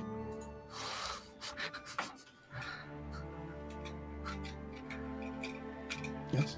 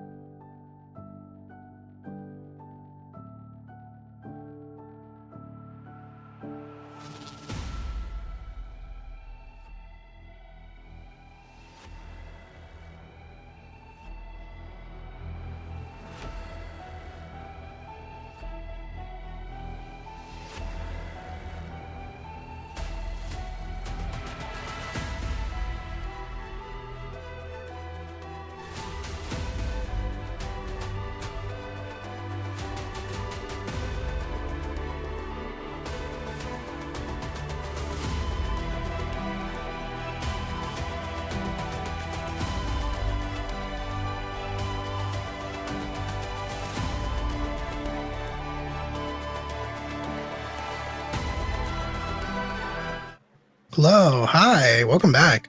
We are returned for more Sentai Sensibility, the Starlight Wedding, and we have re-beveraged ourselves and stepped away and stretched, hopefully, and we are ready to get back into the event of the season. When we left off, you had just entered the Starlight Chapel that had been constructed specifically for the purposes of this wedding. And inside, as you step in, as might be expected, all eyes turn to fall on you as you enter, mostly because your titles have been announced and it is polite to do, but also because the four of you have walked in the company of a tugboat, which does, I think, draw some attention. Yeah, all eyes turn to you. What do you do? Let me ask you that. We practice like a pose as a team. Ooh, love that. Love a pose. Yeah. Yeah, like whatever the. Can we do a Sentai pose? Yes, absolutely. I was like, I feel like 100%. this requires a pose. Perfect. There is, you hear slight oohs and then like very soft, like polite claps. We don't get the full like explosion behind us, right? That's too dangerous. No. Yeah. Just making sure. No pyrotechnics? It's metaphorically there. Yeah, that would be very Everyone good. feels it in their heart. Right, you're at somebody else's wedding. It'd be like wearing white. You don't want to do that. Yeah. So. Tiny Ted blushes. And Tiny Ted is the name I just picked from the tugboat. Tiny Ted, love it. Perfect. All right, so you walk in, you are greeted by attention, you strike your pose, people clap politely, you get some oohs, which is a pretty big deal, and then they go back to conversing amongst each other. And you all walk in. Almost immediately, I think you recognize some faces, and I can run through just a few of them. It's certainly not the end-all, be-all of folks who are here present for this. First and foremost, you see a man who is dressed in like full. He is not a large man. He appears pretty physically fit, but he's on the shorter side, definitely 5'5", 5'6", a short king, if you will, although not a king, obviously. He is dressed in like full military uniform, heavily weighted by medals on one side and like the stripes and everything. Big naval hat on his head, and you would recognize this is Commodore Ferris, who serves the Queen in the context of the Royal Navy. I think you would also all be aware that while he is not a unskilled man and not unversed in military strategy, a lot of the medals that decorate his uniform are because of you four. He gets a lot of credit for battles that you end up showing up and winning. Because technically they are naval victories. The Navy shows up and the Navy helps you. You're normally the ones doing the work. He's the one who normally gets the medals. And you have a complicated relationship because of that. And you would also look around and I think see an individual, a non-binary individual with like full white face paint, very sort of elaborate makeup, white curly wig, you would be aware, wearing a really elaborate looking, very well-tailored, tight-fitting suit in like a deep, rich purple color. And this would be someone that you have potentially all crossed paths with. I think you would particularly have crossed paths with this individual actually as one of the former generals of Bloodbeard's armada. But this was a person who you all defeated and who surrendered once the battle started to turn against them, and claimed that they had been brainwashed and mind controlled the whole time, and that they were forced to do this. They surrendered the coin very without a fight, and have given up their their piratical ways, giving up piracy. This is the Marquis LaRoche. My former rival. What's that? I say, is my former rival here? There, and I think last but not least, the person that you recognize, the last person here that you recognize immediately is a noblewoman. She's very pretty. She has very soft features. She is wearing a very beautiful dress that is like three shades of like eggshell white away from being offensive to wear to a wedding. And this is Lady Meadowfield, who for some reason seems to get kidnapped a lot. And you are you've had to rescue her many times. For some reason, she just sort of always seems to be being held by the other forces as like a hostage that you have to go in and save. She's always been very grateful. If you didn't make it so easy, you wouldn't have to save her. Yep. You kind of get the sense that she enjoys being rescued. She enjoys being the center of attention and having you all swoop in and save her from trouble. So that's Lady Meadowfield. That's most of the people here that you recognize. The bride and the groom obviously have not made an appearance. There is another person that draws your attention, though, a like 7 foot tall being, and I say being because while they do appear to be bipedal, they are wearing a very like rich blue suit, cravat, all of the above, but they're clearly an alien, not from this planet, because they are a cat person, to put it lightly. Thundercat? What's that? A Thundercat? Or are they on Yeah, very similar. Very similar. Okay, question. Is it Pandora? more person or more cat? What kind of hot cat person we talking about here? More question. I knew this was gonna, when we were on break, I was like, this is gonna happen. I don't know if I should introduce the cat person. I knew this was gonna be a question that was coming up. I didn't say hot, but 50-50, I don't know, like 50-50 cat person, that feels right. Like, if you're into that, if you're into cat people, this is a hot cat person. Follow-up question. Top half cat, bottom half human, or like which Like a beast half? or a Chitauri situation? I was so many. talking about furry mixture. I said Thundercat. I said like a Thundercat. Oh, so like like, Thundercat. Sort of. yeah, yes, Chitara. yes. Hot cat Yeah. then. Okay. So, yeah. You don't recognize this individual. They are wearing a crown on their head, though. I will throw that out there as well. So yeah, what do y'all want to do? I don't want to meet this cat person.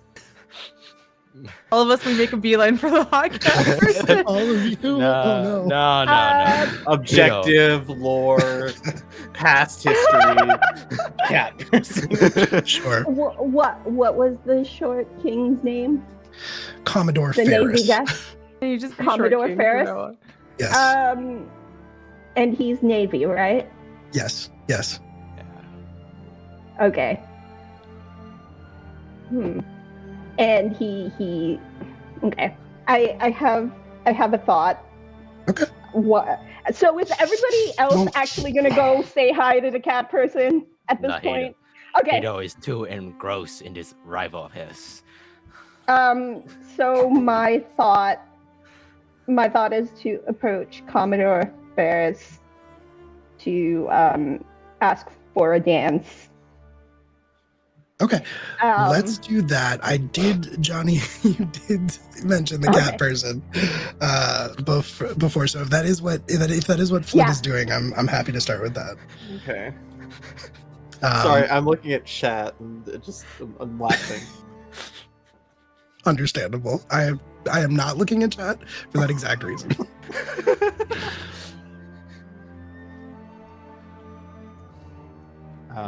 Hello. So Did I reach the cat person? Yes. So the cat person is standing kind of off by himself. People are eyeing him and walking by, but he's just sort of standing there, very sort of stoically, arms crossed across his broad chest. Like I mentioned, he's about like 7 feet tall, roughly. Very broad of shoulder.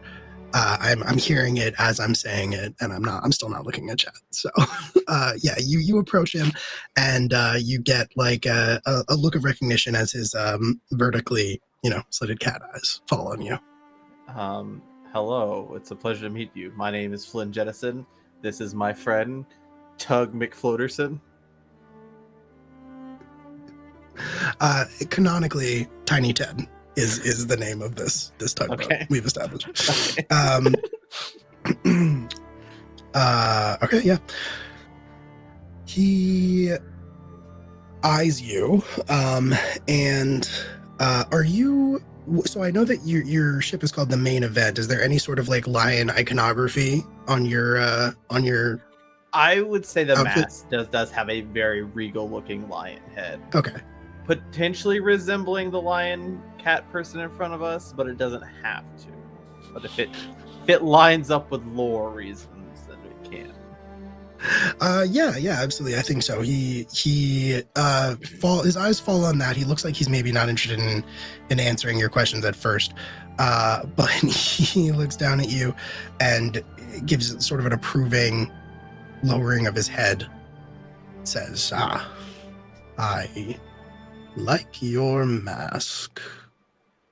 Oh, thank you. I like your crown.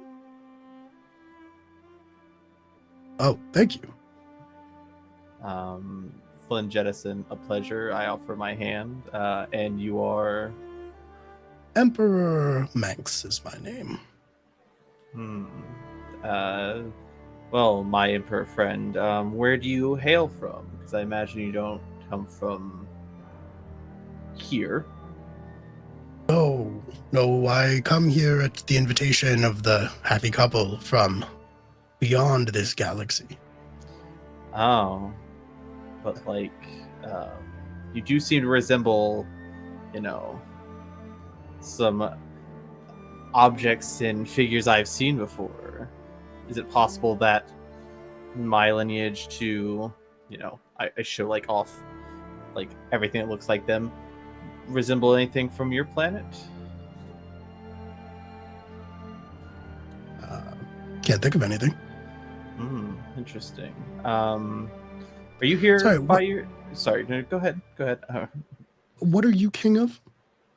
I'm not. I missed your introduction. I'm sorry, Flynn Jettison. Kind of just, a know-it-all, just kind of a flustered, handsome.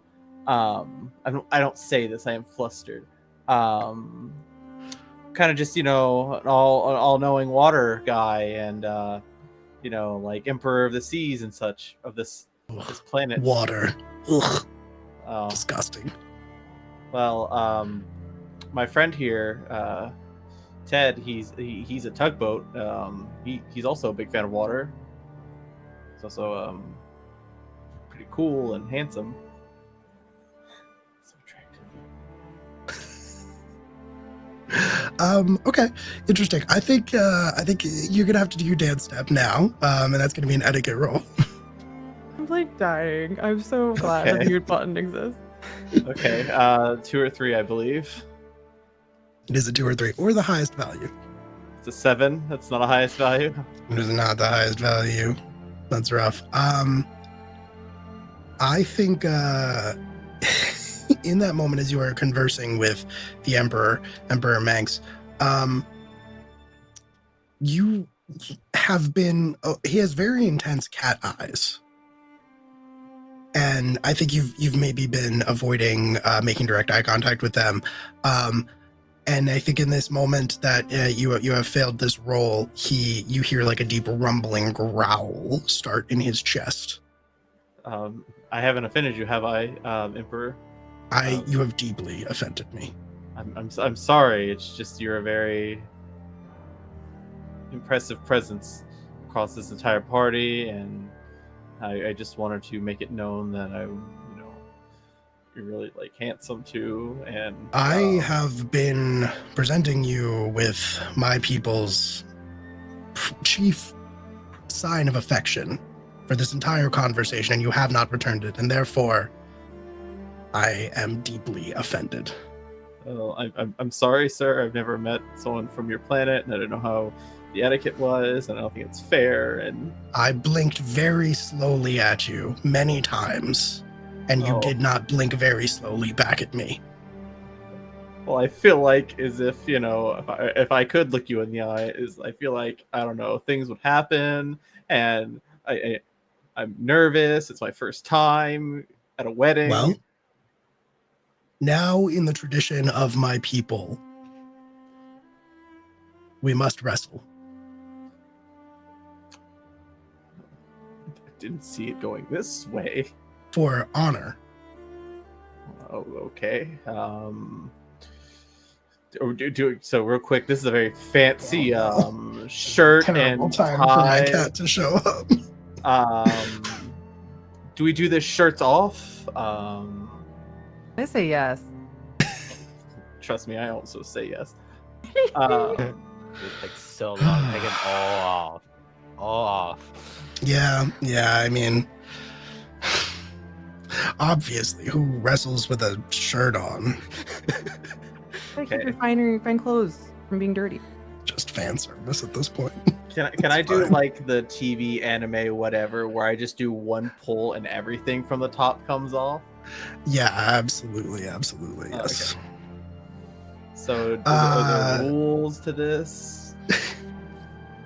The only rule that matters: the strongest wins. All right, Okay. You've been challenged to a duel by Emperor Manx, and you've Everyone accepted this gather challenge. Yeah, everybody's gathering around. The rest of you, if you are doing your own social rendezvous, you are welcome to do that. We can skip this, but anybody who wants to witness Flynn wrestling this cat emperor, you are welcome to.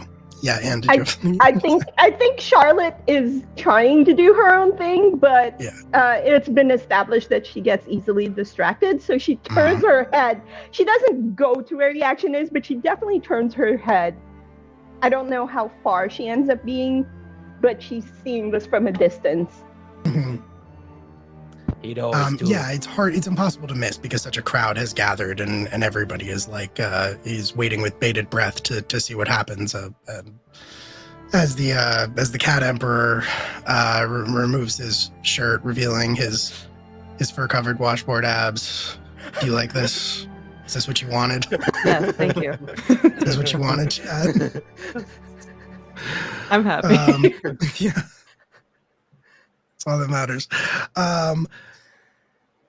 Yeah, you're dueling the cat emperor. So you are gonna. That is a wild sentence. Only in TTRPGs. You're dueling the cat emperor. Both your shirts are off. You're getting ready to wrestle. He drops into like a low crouch, a wrestling stance, and I think this is technically gonna be the dueling dance step.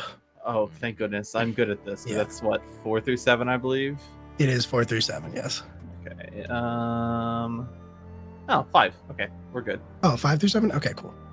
That still works. No, dueling is 4 through 7, but I rolled a 5. Oh, you rolled a 5. Perfect. Yes. That was so fast. So that is a success. You go to wrestle this hot cat man, and you succeed. What happens? I imagine we lock up. I have him in like sort of a headlock, and then like he reverses it, and my face brushes his abs slightly, and you just like I stay there for a minute, even though he kind of loosens up. And then while he's like kind of distracted a little bit, I sweep the leg and I go for a pin.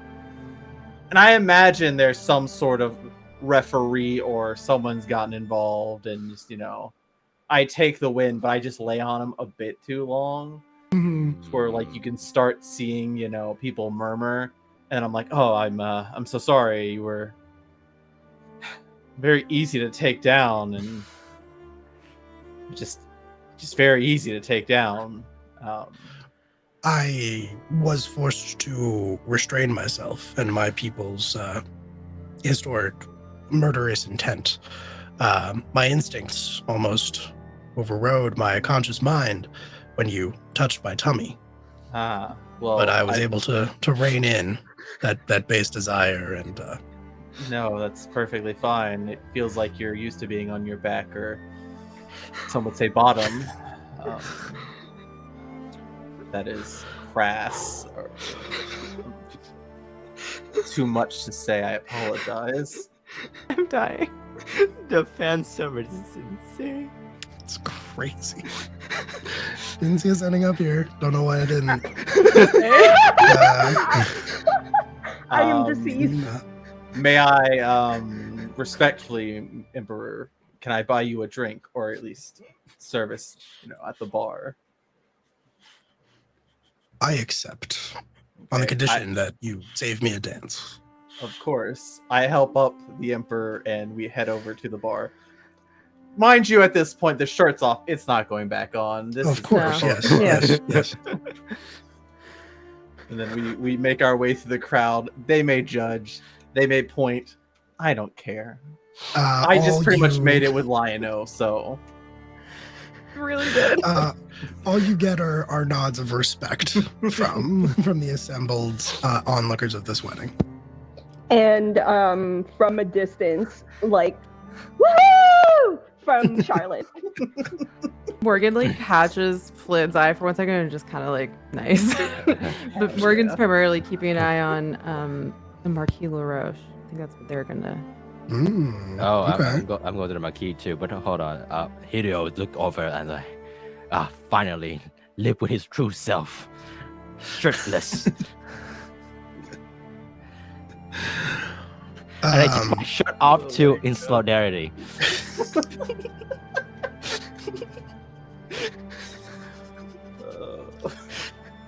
Let's take a sip of that tea. Incredible. I don't know how I'm gonna top that. Or maybe I won't. That's just it. I'm done.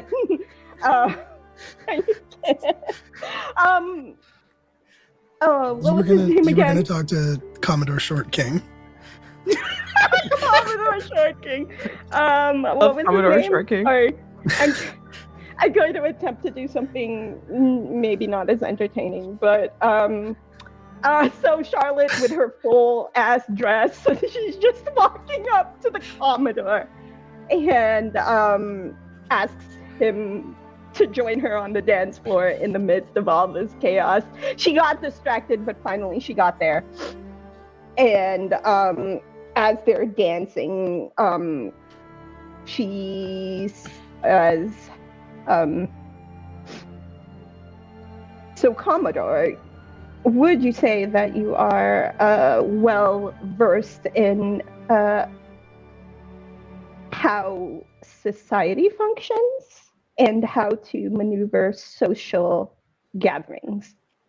And she's like trying to dance, but they're like a whole dress apart because her dress is obnoxiously huge. But they're dancing. What a strange question. I would say that I possess a passing familiarity with life at court. Obviously, my position in the Navy affords me a certain amount of respect, but I can't say that I spend a tremendous amount of time at court. My duties keep me busy, you understand. Stopping Bloodbeard, combating his forces, you know. You mean the things that we do that you take credit for? And she says this under her breath. So that other people... I would say that it's a team effort. Everybody does their part, I would say. So here is what I would say in return.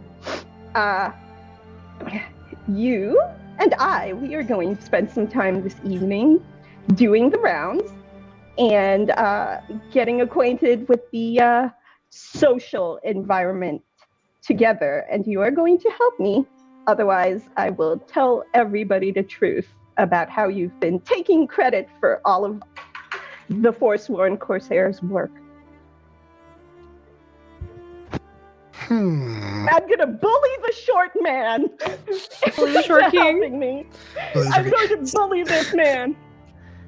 That's an interesting proposition, Corsair. However, I'll do you one better. Best me in a dance-off here in front of everyone. And I'll make the rounds with you and say anything you want. But you should know, before I was a Commodore, I trained at the Royal Academy of Dance. Ooh, that hardly seems fair. But if I'm going to win, I'm going to defeat the best. And she says, she leans in, like it looks like she's about to, like, it looks a certain way when she leans in, but she just says into his ear, challenge accepted. Very well. And he claps twice. And the music changes, the music shifts. It becomes much more fast-paced. I just burped directly to my microphone. I'm so sorry. The music changes, becomes much more fast-paced, becomes a very different Bridgerton-style cover of some popular song, as Commodore Ferris begins to go absolutely bonkers on the dance floor. The man is an artist, to say the least. And finally, he does a very elaborate, complicated routine. There's he spins on top of his Commodore hat and then kicks up to his feet, and with a few final pops and or locks, points to Charlotte, as indicating that it is your turn. Oh Lord, the Commodores invented breakdancing.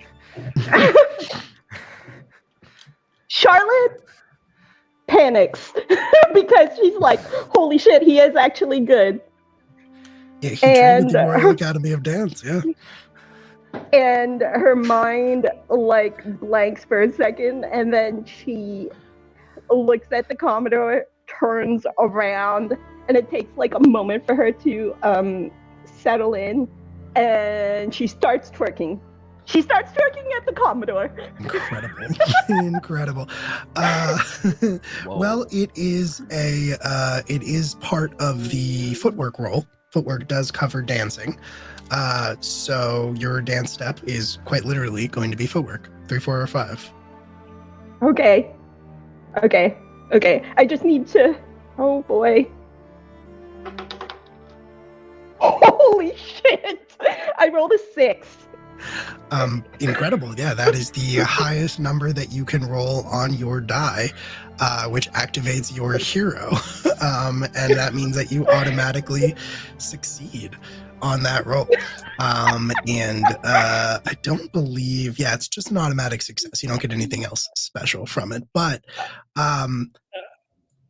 truly, I was just thinking it would be so bad if Charlotte caught the vapors at this very moment, but this is so much better. Everybody is astounded at what you are doing, and they stare at you in awe and admiration. A dead silence falls over the entire wedding, and everybody begins, and suddenly you stop, the song ends, and everybody erupts into applause and screams, and people are sobbing at how magnificent your twerking was, and even Commodore Ferris himself has to sort of wipe a few tears away from his eyes as he congratulates you and says, in all my years at the Royal Academy of Dance, I've never seen someone throw it back quite like that.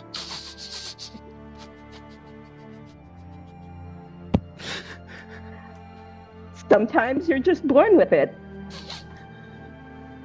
Magnificent. Yes.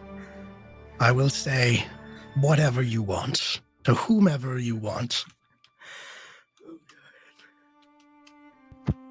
I think at this point, Charlotte just does the social thing, and I think she just really needed someone there so that she doesn't completely, put her foot in her mouth or do something completely not proper, right? So she hangs out with the Commodore as a security blanket, and and they continue dancing. She probably gets introduced to other people along the way. Yeah. But yeah, as far as this goes, that's her moment, and Absolutely. she was going to bully the Commodore into helping her, and then it turned out better than that. So she's become very chill, and her teammates will probably see that shift in that she was a ball of anxiety, but now she's okay.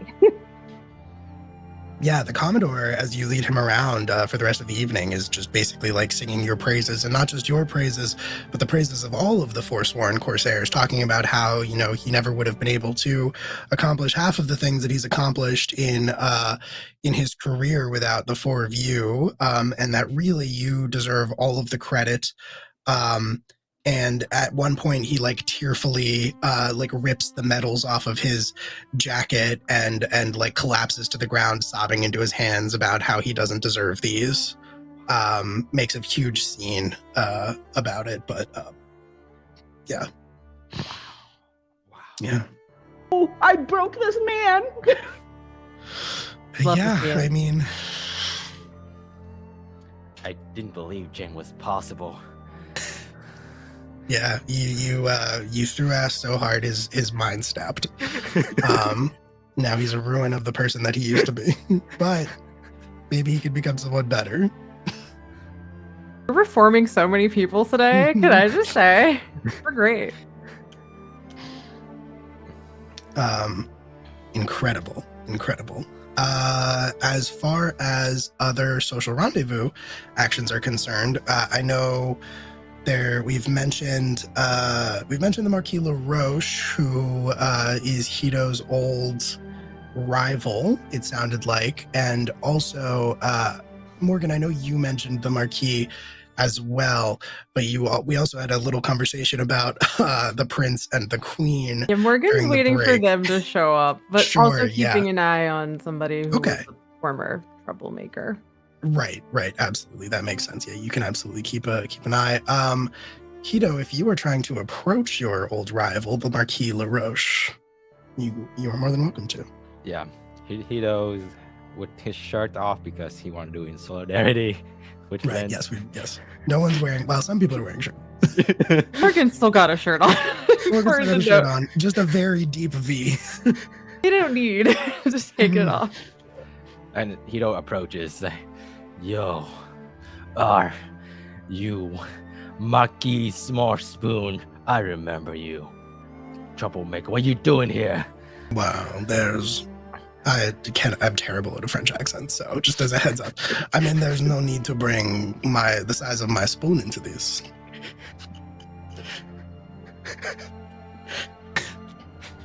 Are we supposed to move on from that statement?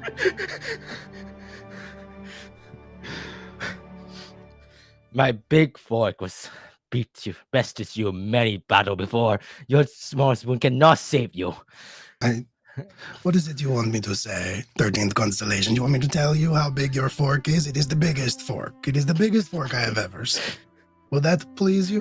I am here to celebrate, not to cause problems, not to compare fork and spoon.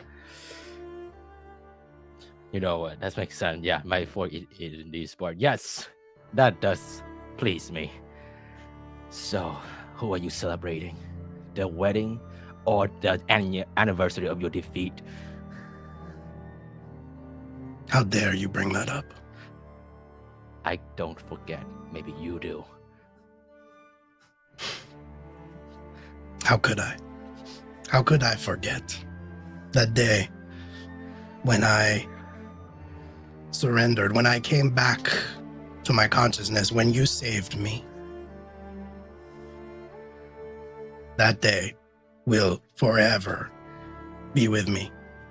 Yeah, you still owe me an engine. So let's talk about that. When are you gonna give me my engine back? And they lean in very close and say, "Why don't you make me?" This wedding gonna end soon. I'm free the rest of the evening. Very well. As am I. Okay, same spot. Okay, so after the wedding, we will get back to yes. Okay, all right. Yeah, same spot, same all right. spot. Okay, good. Yes. All right. In the meantime, would you care to dance? Oh yeah, absolutely. Actually, I went to the same Royal Academy last year for dancing here. They taught me some weird stuff, but let's see what we got. I was something about throwing it back, but how do you throw it back? It's an interesting question. But perhaps one we can answer together. Oh yeah. Anyway, what's your dance move? Jesus Christ. I call this one the robot. What's a robot? Have robot invented yet? No, but it goes a little something like this. Very mechanical of you. Just Yes. the way I like my ships. Yes, like as if I were to have perhaps an engine. I would love to take a look at that engines.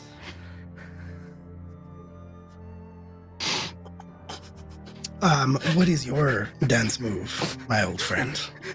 I don't roll real quick. I roll a 3, so I succeed on my footstep. You do. You succeed on your footwork. I gotta get on the ground. I gotta do power move. It's a breakdancing term. Yeah, you spin around very fast on both arms, elbows, and legs.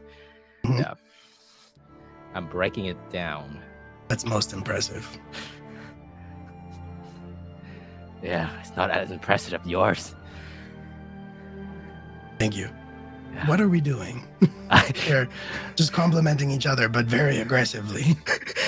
Hey, you gotta remain macho around here. Mm, Yeah, I couldn't agree more. absolutely. Yeah. All right, let's continue. We dance without a care for the rest of the night. Absolutely, you do. Absolutely, you do. Oh, wow. Never seen that before.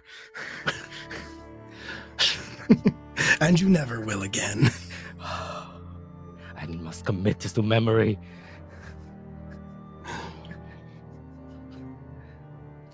Morgan. Morgan saw all that and went, I am no longer interested. Like walked away. Weird energy. I think Yeah. everybody in attendance can kind of agree. Whatever's happening there, weird energy. Yeah, some like, a little homoerotic rivals to lovers tension of I'm gonna let them have that. Yeah. They're just waiting for the Yeah, Morgan, I think after like you were standing around and kind of just like sipping champagne, a few people probably come over to try to talk to you, but I feel like you maybe don't even acknowledge them because they are, yes, so unimportant. But eventually somebody does come up to you and say, excuse me, Corsairs, I was told to fetch you and bring you to the chambers of, well, probably best not to say, but Either way. and they lead you back through like a curtain. There are kind of like gauzy ribbon curtains hung up all over the place, and they lead you back through those, and finally into finally into an offset chamber where they just sort of like hold the door open and motion for you to walk inside. Morgan just Yeah. strolls in like they own the place. Absolutely. They're a And the little door- nervous at this point, but they're trying not to show it.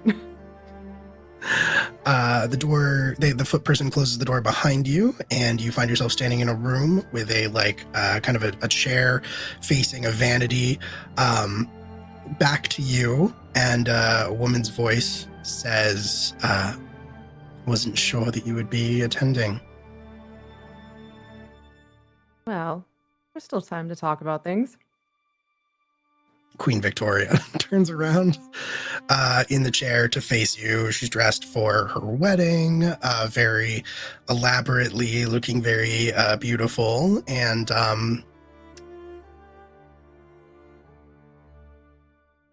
she stands up and she looks a little conflicted as she says, "Aren't you going to stop me?" No. And Morgan's gonna get down on one knee and just like take her hand and like kiss it in that very like, dramatic, princely way. You look beautiful.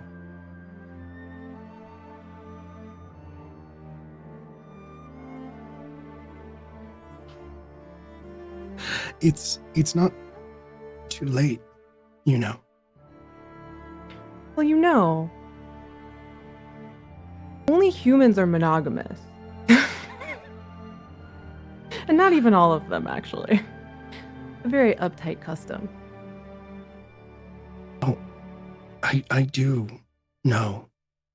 And from like off to one side, from like a side door, steps in Prince Astrophil, wearing a like full black but like dotted with stars tuxedo, his midnight very like his midnight smooth skin with stars shining out of its depths as well. No visible mouth, no visible nose, but just like those two deep pools of starlight for where his eyes are. And his voice has like a resonant quality as he speaks and says,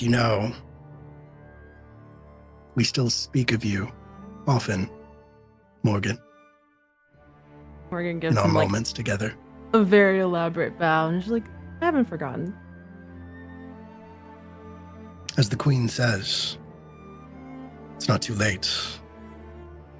We could all be married today. I don't think that even occurred to Morgan that they would offer that. So I think that genuinely like makes them go, oh, you would honor me with that. We've discussed it. The Queen speaks up at this moment and says, and we've agreed that a life between the two of us without you would be painful.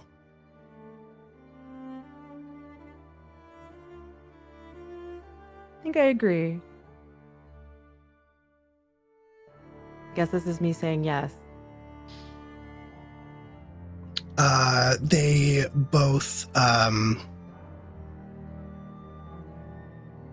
both like smile at you. You can, the Queen smiles, the Prince's eyes kind of like narrow, and that's like kind of the Spiral Empire version of a smile. And the Queen says, I will change the law. I have to sign this document. And she pulls out from the vanity in front of her like a rolled up piece of parchment, and says, I had this drawn up just in case you said yes. All I have to do is sign it. Are you certain I think this is what you want? Morgan will like kind of bow again, or like get on one knee again, but this time more kind of like just stay there and be like, what I want. And she like unfurls the parchment and pulls out a quill and signs it, and says, the law is done. The three of us shall wed. I'm sure there will be no political ramifications for this long term. Can't think of any. I'm sure it's fine. And then Morgan just kind of stands up and is like, I will, of course, want to continue being a Corsair, not be restricted.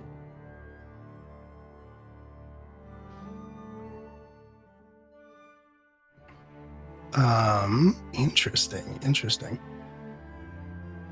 I think at that, the prince kind of clears his throat a little bit awkwardly with that same sort of resonant quality and says, well, about that. What about Once, well, the pieces of fate that you were all given as generals of Bloodbeard, they are artifacts of my people, not meant to be used, except only in times of greatest need. And Bloodbeard obviously stole them when he kidnapped me. Upon his defeat, my people have demanded that they be returned. Interesting. And there's no way we can keep them as a sign of goodwill between our people? We protect everyone. In times of great strife or terrible need, then perhaps, yes. But in times of peace, well, my people believe very strongly that they should not be possessed. They should not be used. And it is a culture artifact that isn't ours, so I guess that's fair. But Morgan is just kind of like... We are pirates, Morgan. Remember? Hearing Hito's voice. Where? I've been channeling the voice of my friends saying that we are pirates. Prince Astrophil and Queen Victoria take each one of your hands. And the queen says, you are more than a Foursworn Corsair. You are more than the coin, more than the power that you possess. That's not what we love about you. Ooh, you've hit on Morgan's weakness, and I didn't even tell you what that was. You can roll vigor to try to withstand that stoically. Okay.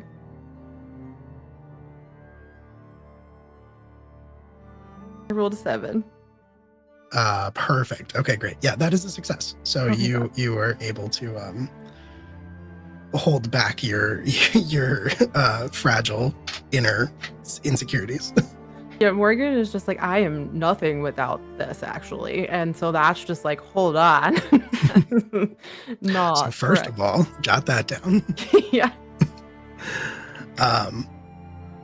Have one edgy, like everyone else twerked and like threw ass, but you have to have like one edgy person in the party, you know? Right. I yes. offer that service. Exactly. Yes, absolutely. It's very important. It had to get real at some point in this. We couldn't all wrestle tiger emperors. With our shirts off.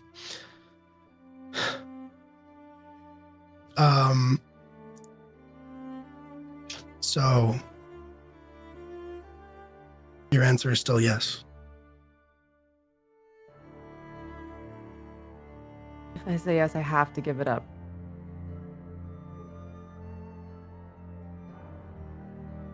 I'm afraid the only alternative would be if you fled with it, but that would make you criminal. Mm-hmm. And two monarchs cannot marry a criminal. Well, not legally. Could just be Not on slap.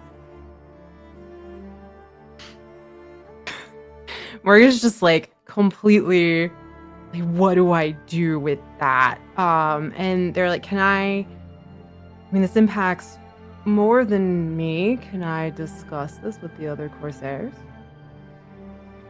Of course. I mean, not the marriage part, but the giving it back part.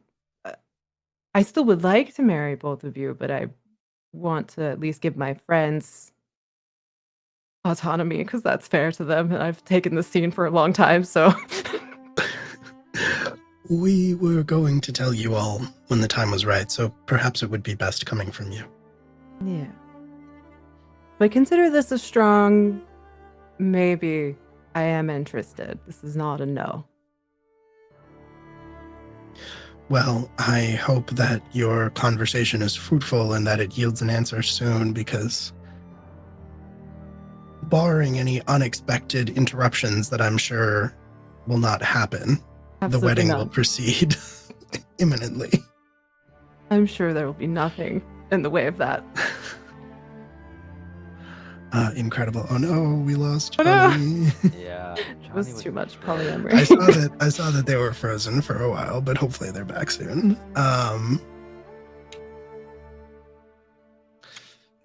Cool. So in the meantime, Can I just say, just because I think this is funny, when Morgan gets back to whatever the party is happening, you just see a crowd of people, and in the middle, Charlotte teaching everyone how to throw it back. Yeah, and like, now there's a group That's great. of people twerking in the corner. It's and not a kiddos huge over group. there, like, just focused on the. I feel like Morgan's coming out from this super intense moment, and everyone is just like partying and having like an amazing time. And they're like, the guy with pizza gift, just like, oh. Yeah, and she's actually having the best time, and you know that she's been anxious, and she's throwing it back, and the Commodore of all people is in the group, and you're like, wait a minute, what happened here? Morgan is like, I need to talk to all of you, and like gently taps Flynn away from Catman, hot Catman, goes, very attractive, very nice, good talk. You know, Okay. Charlie, come on. I'm Yeah. talking about different screw system for a new boat. And you can get back to that after we have this discussion. That sounds riveting. Mhm. Get it? that, yes. Wow. My only pun. Yep. Okay, yes. You assemble the other Foursworn Corsairs. You pull them to the side, away from the crowd that's gathered, which is easier said than done because you've all become quite popular in your own ways. People are definitely trying to like approach you for a minute, but you finally manage to get away to like your own little sort of corner where you can converse freely. So, you were gonna find this out anyway, but I feel like it's best for me. Apparently, our powers or pieces of fate, yes, that's what that's called. Yep. Pieces of fate. Yep. Are being taken from us, because they are cultural artifacts, and we are not, in fact. Well, I guess we are called, but we're British, huh? I'm Well, from outer space. you not. Are we British? Are we British? Some people, yeah, I don't know. I came from a very take it or leave it type of culture. That's I'm fair. now concerned. Are we British? Don't think we Morgan British? is British. We're gonna know. Are we British? Are we? Hmm. Existential crisis. We're not colonizers. Put it that way. And if the people want their sacred artifacts back, I don't want to just keep them. However, I am nothing without my power. So I'm in a conundrum. Yeah. I mean, to be fair, it's hero happiness for you, or for all of us, really. Do you When wanna they be- also asked me to marry them, but like that's Wait, what? yeah. Left that part out. That was a key detail. I mean, expound a little bit. You could have led with that, but also I feel like you're not nothing. You're getting married to royalty. I feel like that's still something, a different something. But But I would lose hold on, my machina that- and yeah. the Machina have to go too. Yeah. They go together, I believe. Yeah, they're attached. It's a package deal. Dang. Oh, I mean, God damn it. I love Tiny Ted.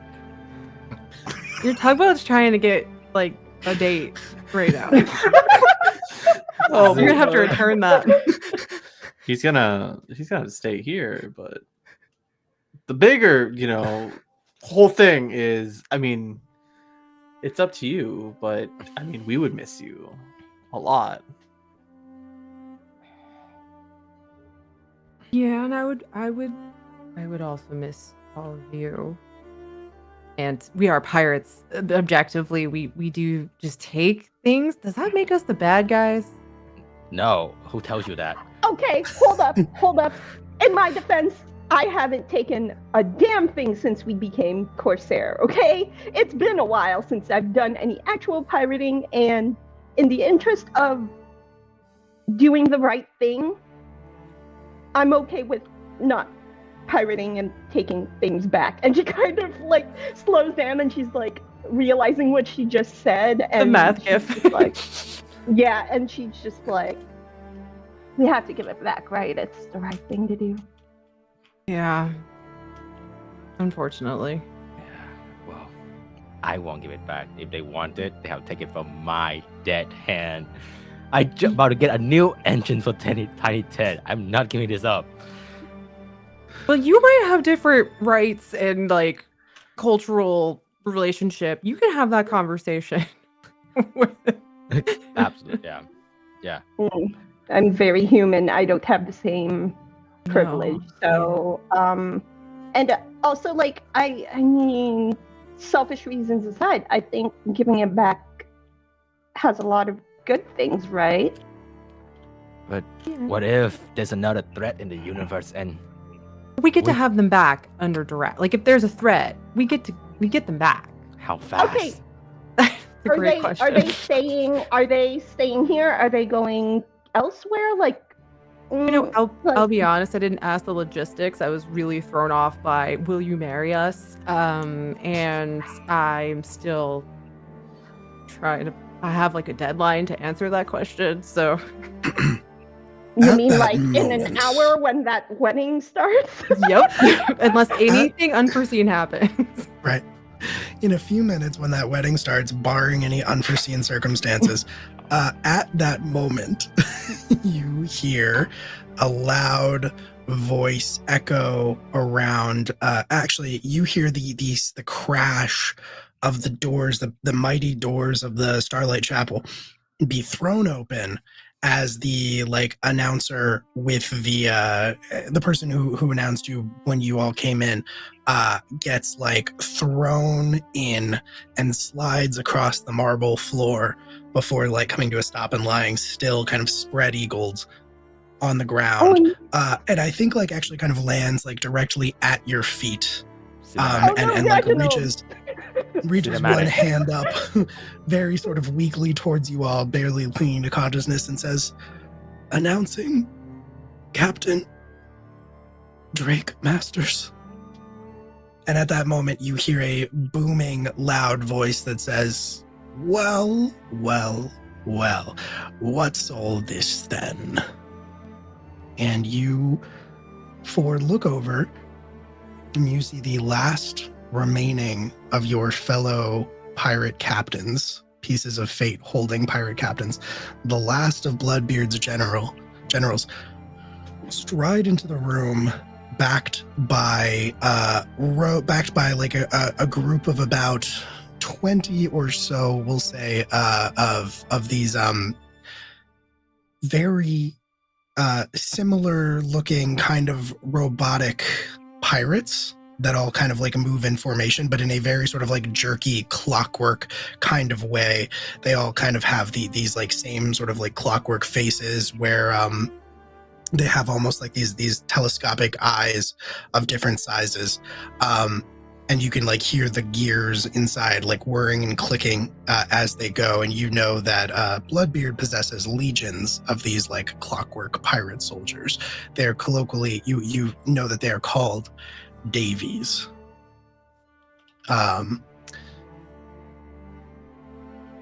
Captain Drake Masters, is a former captain from the Queen's Navy turned disgraced pirate.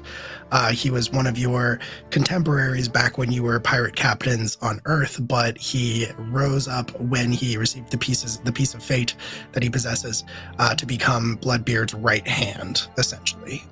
He captains a machina ship called the Dragon Breath. It's a warship. And he strides in. He is very sort of like classically handsome, very sort of like muscular build. He wears a coat, a Royal Navy coat in style similar to the Commodore's or similar to Morgan's, except it is green and it is covered in like scales that like cascade down. It's open over his bare chest. He has various scars across his chest. There is a I'm sorry, I'm kind of making this up on the fly, and I'm just coming up with stupid shit that I'm gonna add. There's like a Union Jack flag tattooed across his chest, except that it's like over like sort of like over top of it is like the skull of the Jolly Roger. There he has a flintlock pistol similar to yours at his side, and like a cutlass saber on the other side, more of a saber, I'll say. And yeah, he walks in and he looks around and takes it all in. A hush falls over the crowd. The first thing Charlotte does is undoes the strap on her skirt and just ditches it, and she's got like a legging pantsuit situation because she's like, I'm ready to fight. I gotta get rid of this obnoxiously huge skirt. So she just throws it off to the side, and she's ready to throw down. She doesn't say anything, but she also throwing picks down.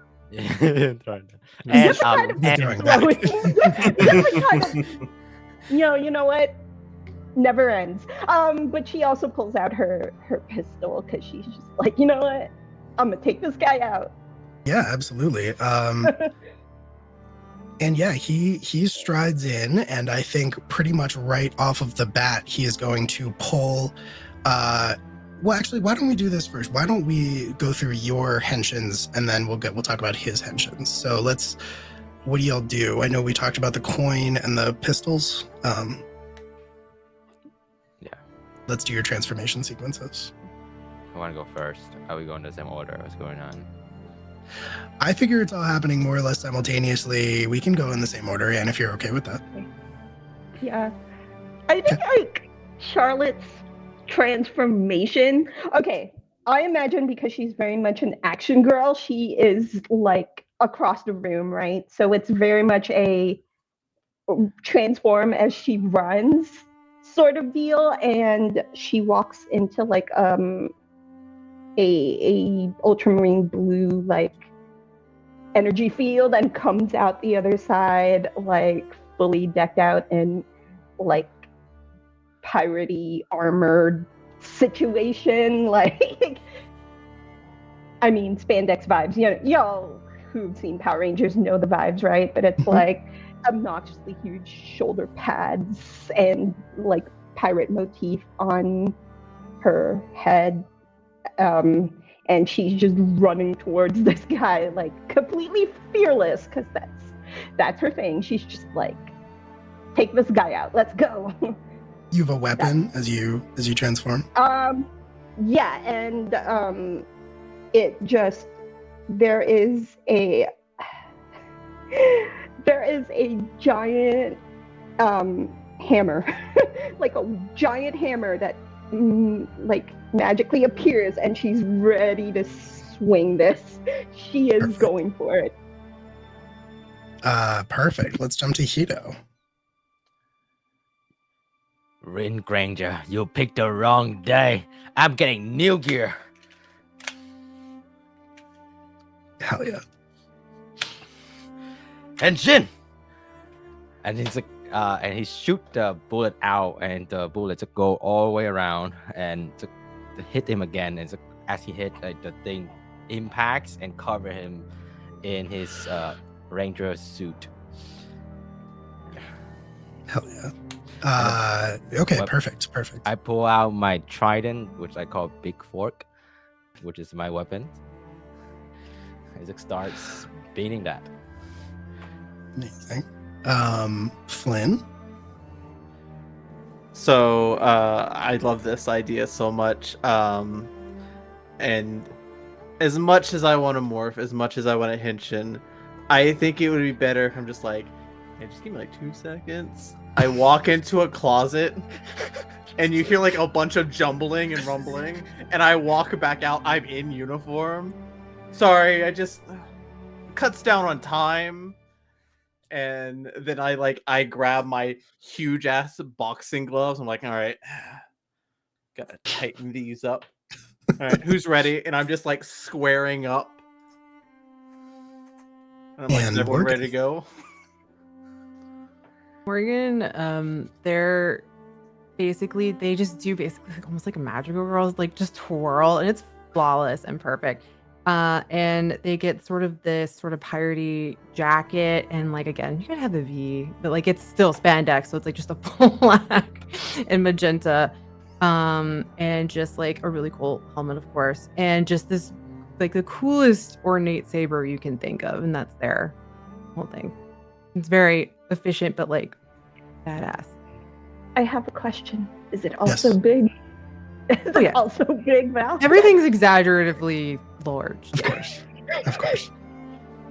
And yeah, similarly, Captain Drake Masters does exactly the same thing as most of you, not Flynn, and puts the coin.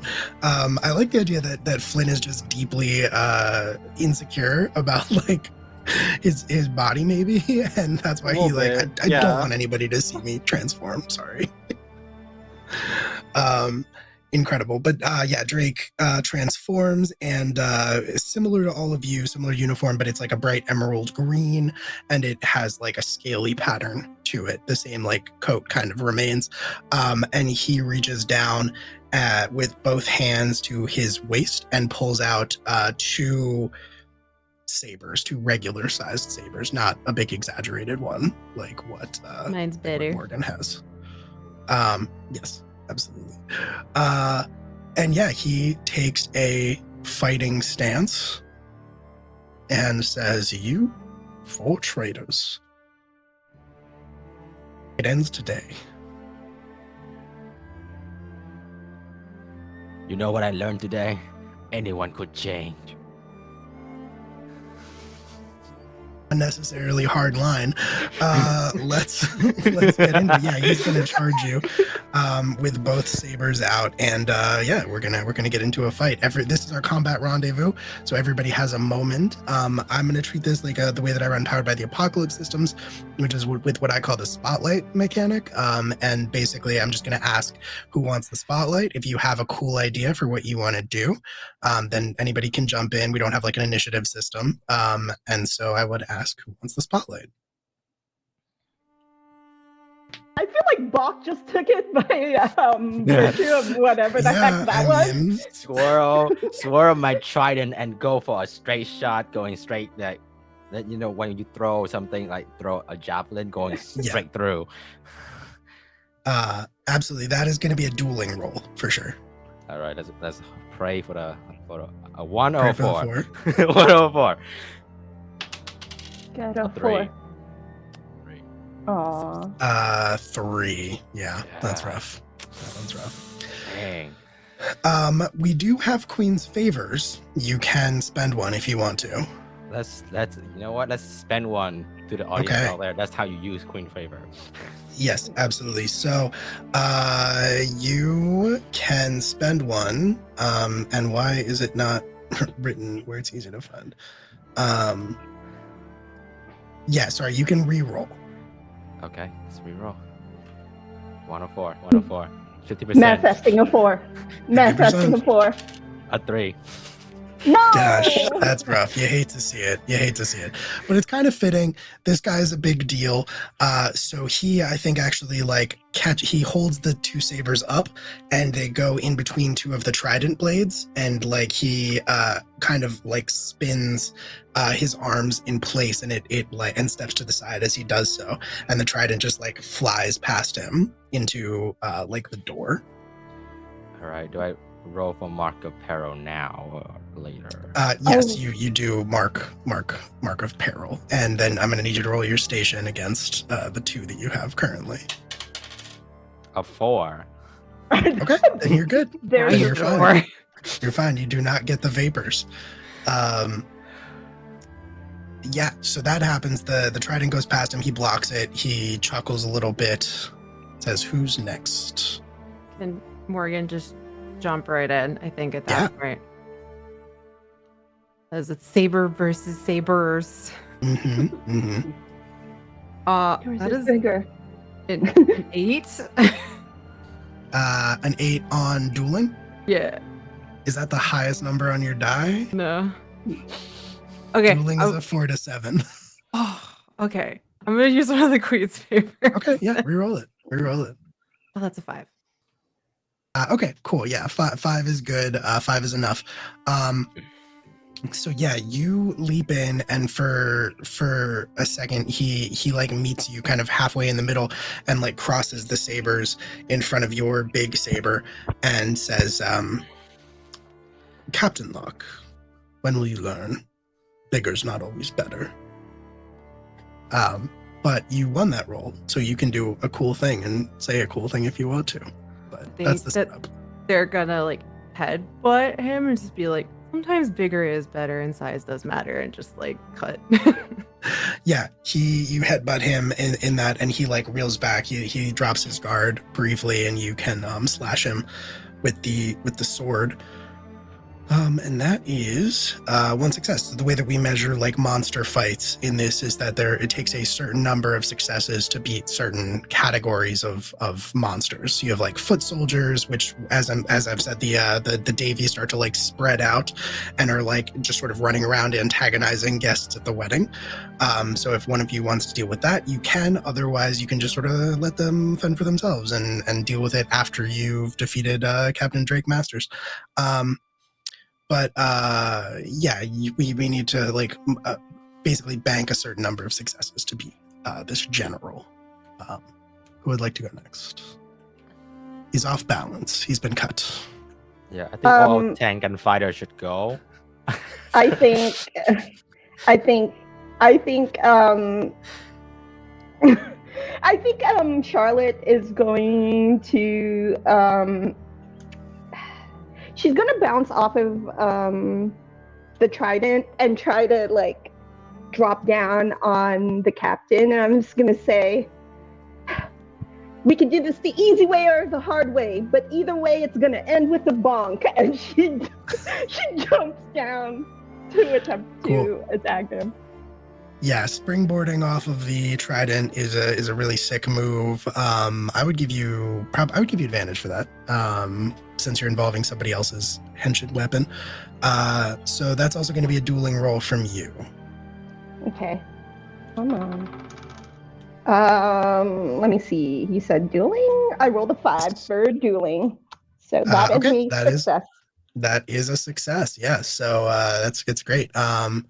You get another success, so you go to bonk him, and he is a little bit caught off guard from having just gotten slashed by Morgan, so he just does not get out of the way in enough time. He tries to throw himself forward into a roll to avoid the hammer coming down, doesn't quite make it, and ends up just getting it in the middle of his back. You slam him into the ground. I feel like he bounces a little bit off of the marble floor.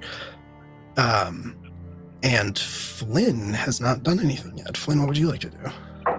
I was thinking about this. So you said there's Davies, or the underlings roaming around. And there's 20 of them, right? Yeah, roughly. Okay, I'm gonna do a really cool move where I look towards the Emperor. I get in a set position, and I look towards him, and I go, "I need you to spin me really hard, like a top." and just jettison me, get it, towards them. So I get in a set stance. Pretty much I'm doing a T-pose. And then I wait for him to hurl me at as many Davies as possible as I'm just spinning at them. Sure. And he puts a hand on your shoulder and says, I won't, but I will spin you like a bottom. And then he does. Oh, God. Oh, God. Touche. So how many of these can I hit realistically? Great question. I'm gonna need I feel like this is maybe more of a vigor roll than a dueling roll because you're kind of like fighting many targets. That's what, 5 through 8, I believe, or is it? Let me check actually. Vigor is 5 through 9. Oh, good. So I have. Wait, if I use one of those advantage, would I get 2 rolls or just roll again? You know what? I will give you advantage because you were involving an NPC. Okay. You're involving Emperor Manx to spin you. So I think you can roll your station twice. And okay.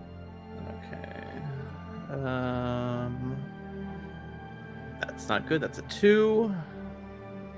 Reroll 7.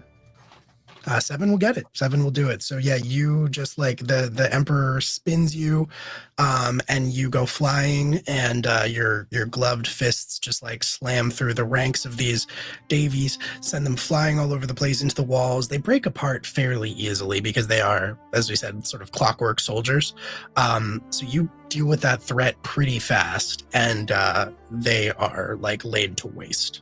There's just like cogs and sprockets and like gears and things just laying across the floor of the chapel.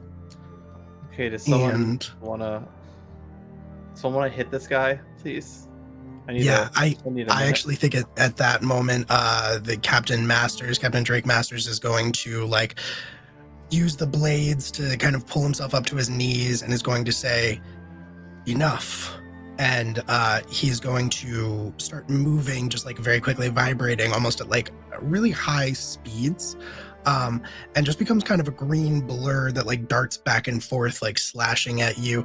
I think he's going to go after Morgan. So Morgan, I need you. Everything in this game is either an action or a save, and you're rolling your station no matter what. I think this is going to be a vigor save. What do I have to roll? Like, in like what I don't roll my dice, but like what number I have to?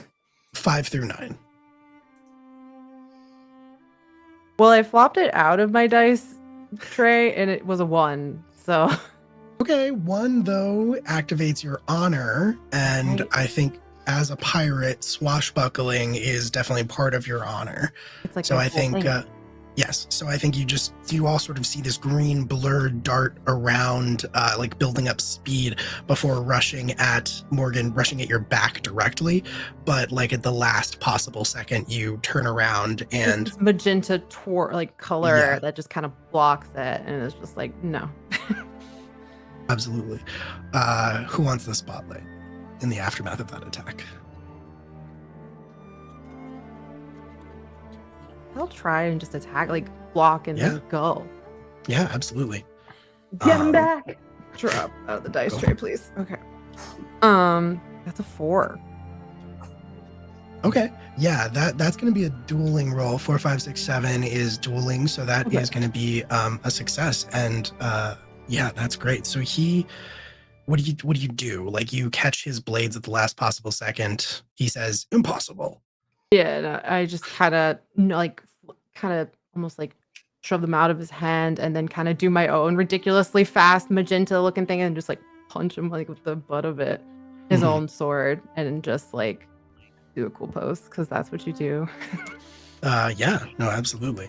And he, you slash him and he cries out, sparks fly because we don't show blood in Sentai, and he like takes a knee and like clutches to his chest and says, "You think you've won?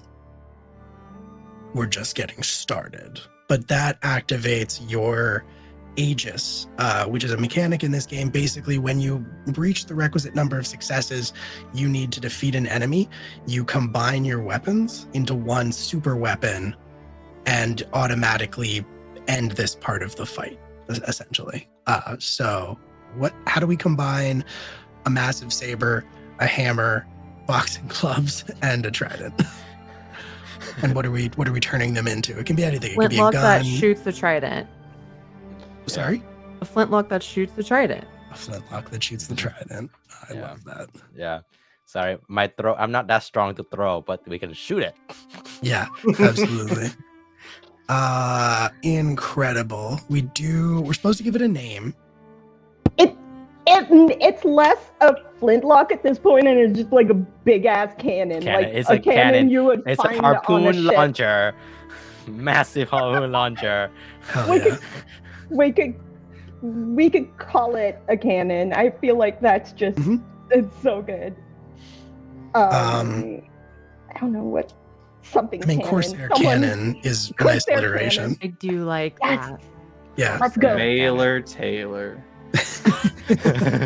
Corsair cannon. That inexplicably, that's the name of it. So that's your Magnus Aegis. You all come together as he's like got the knee. He threatens you. You slap your weapons together, and it forms this giant cannon that then fires the trident. Which, like, I feel like because there's the tines kind of like glow and trail each of your individual colors. As it like sort of spins around itself, almost like turning into a drill of all of your respective colors, that strikes him like dead in the chest and sends him flying out of the doors, out into the outside air. I don't want to. I want to do a time check with everybody because technically we're at like 8:05, but at my time, at least, we haven't done big robot fight. I want to check with all the players. I want to check with our tech to see if people are good to go a little bit longer, or if we should call it there and maybe do a part 2 at some point or something. I'm good. I'm good. Yes, more. All right. Then in that case, I'm gonna say we're gonna get to the robot fight. So he goes flying out the door, and you all have a moment of respite before you hear a roar, a like bestial loud roar, and you look outside through the big doors, and scaling the side of the cliff is this like massive metallic green warship, except that the figurehead on the front of it is a dragon's head that is like animate and sinuous. And so like you see like this big sort of like clawed hand crunch into the side of the cliff, and then the other one crunch in the other side of the cliff, and then haul this massive warship body up with the giant head of the dragon cresting the edge. And it roars again. Captain Drake Masters, like once again in that sort of crouching position, clearly very injured, says, "You've done this to yourselves," and then leaps into the air, landing on like the prow of the Dragon Breath. Green Granger, you're a dragon? Won't be the first time we slay a dragon. Call Tiny Ted. And Tiny Ted's like, ooh, woo, woo. Yeah, Tiny Ted's like, "What? I've been here the whole time. What do you want?" And I jumped into Tiny Ted. Absolutely. The rest of you are super able to call your machina to you however you want. I think Morgan's just gonna be like, mine's cooler, and like shoot the flintlock off and like do like a flare, and then the Queen of Stars is just gonna come flying out and down. Fly in. Just a whole actual robot dragon, not a ship with a dragon head. Important difference. Very important difference. Very important difference. Much cooler. Much cooler. How far would you say that the dock is from this Like right wedding. underneath, we'll say, like super close.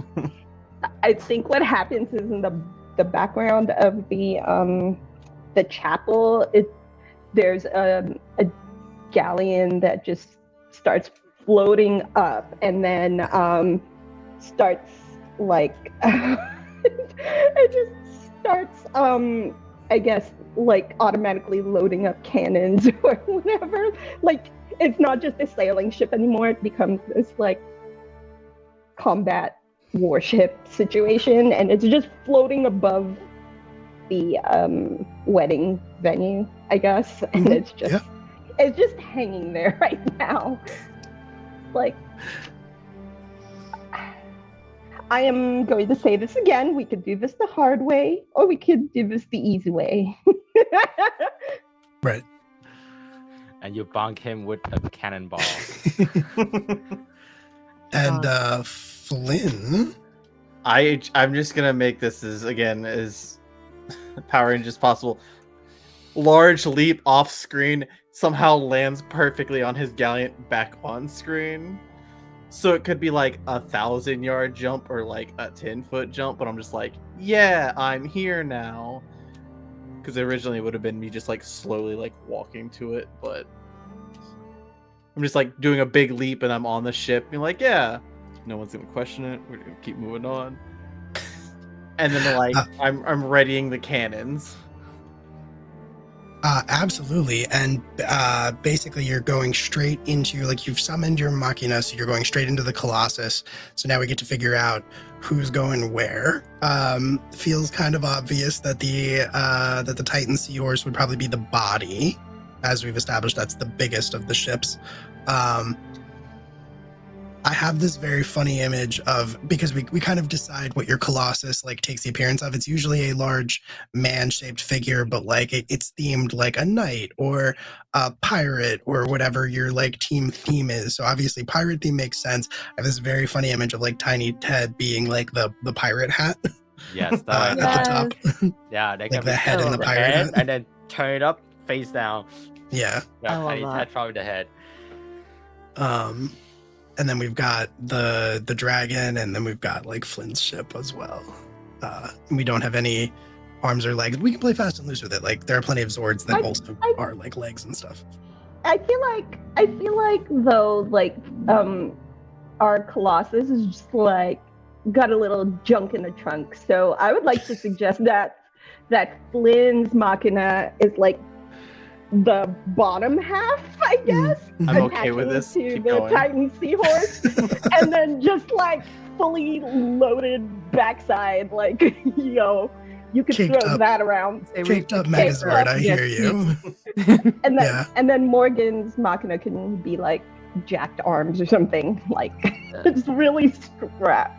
Arms and wings, I guess. We have like a cool little like Yeah. Yeah. jacket, I guess. Kind of I love it. Also like a dragon themed flintlock. That makes sense to me. Yes, I love that. Yeah. Yes. Yeah.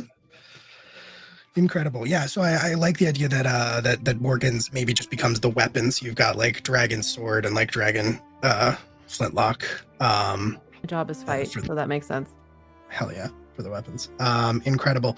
So we've got you facing off against the Dragon Breath. The Dragon Breath is the largest Machina by far, so it kind of fights on its own.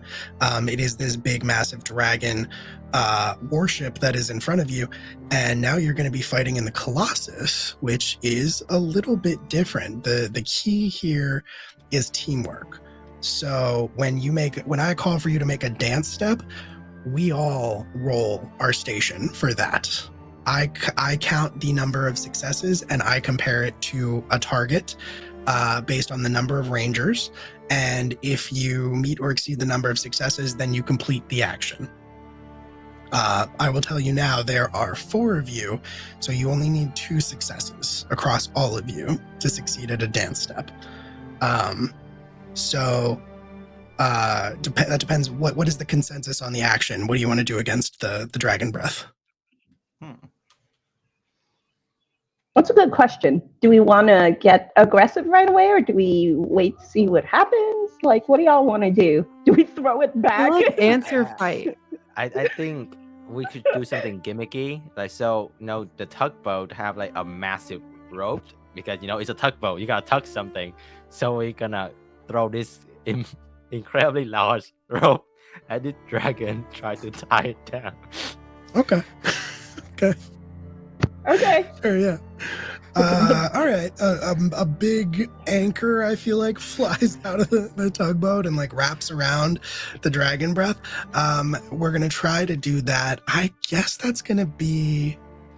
I feel like you're holding it. The goal here is to restrain it, right? Yeah. I think that's gonna be a vigor roll. So I think everybody's got to roll vigor, and I believe you want a 6 to 9, if I'm not mistaken. It's 5 to 9 or 5 to 9. Okay. Higher roll. Rolled a 7. I rolled 2. Okay. That's going to be actually, sorry, one important thing. You don't take marks of peril when you're fighting in the Colossus. That's good news. Yes. Okay. So you don't have to stress about that, but a 2 is a fail. So we've got 1 success, 1 fail. What about you two? You two. It's up to you Please two now. tell me your dice roll is good. Can we use Queen's? No, I rolled a 2. Okay. All right. You can use Queen's Favor if you want to. But success for me is challenging because I succeed on a 5 or a 6, and that's pretty much it. So we all look at Flint. Flint, come on, let's go, Flint. I mean, I rolled a 4. That's why I'm saying this. Well, you can use Queen's Favor. Queen's Favor. I will use a Queen's Favor. I'll roll again. Okay. All right. Yeah, for this one shot, let's try not to hold on to them. You said Yeah. 5 is a success? Actually, sorry, I forgot about this. You can spend the Queen's Favor per needed success, so you don't have to re-roll. You can spend a Queen's Favor and just call it a success. So I'll it's like just take the success then. monster of the week, like luck. Yes, Yeah. exactly. So normally it's okay. a re-roll, but if you're in the Colossus, it's just like 1-to-1 for successes. Oh, okay. Great. Yeah, so in this case, Awesome. against all odds, this like little rope shoots out of Tiny Ted at the pirate's hat head, and wraps around the dragon breath, and like seems to kind of be holding it in place. The dragon's breath was like kind of trying to like reverse with its little stubby dragon legs, but you are like holding fast to it. How can we dragon cannon it? You can certainly try. I think before that, Captain Drake Masters is going to call out, I'm going to now you'll see why we call it the dragon breath. And the head is going to like rear back and just sort of like unload this like gout of green flame directly at you all, which you're going to have to try to take with vigor rolls. Oh my god. Happy to do that. Vigor. And another vigor roll. I rolled a 10. God damn it. Nice. Okay. That's the highest. That is the highest. So that's your hero. That is an automatic success. 7. I also rolled my highest. I rolled a 6. Okay. Roll 2 again. Okay, that's fine. Your Don't dice worry about don't marks like of peril, you. but we've got 3 successes on that. So this time you are totally successful. What does it look like? Does the fire just like wash over you and not touch you, or do you block it in some way, or is it It's like a sick weirder? block. I don't know what that would look like, but like some kind of a pose. I feel like it might be kind of cool since you have kind of a dragon versus dragon situation that maybe your like dragon flintlock cannon thing just like sucks in the flame and then you can like shoot it back or something. Yes, that's perfect. Can we roll to shoot it back? Let's shoot it back, Morgan. Let's go. Let's shoot it back. Yeah, I love that. So you successfully so did it. The cool. fire just like kind of you hold the gun made out of Morgan's dragon ship, and it the fire just sort of like gets like sucked into it, and it starts glowing with this like green light. You can absolutely shoot it back if you want. That's going to be a dueling roll. Sure Sure, it can't be a bigger roll. Unfortunately, yes. Okay.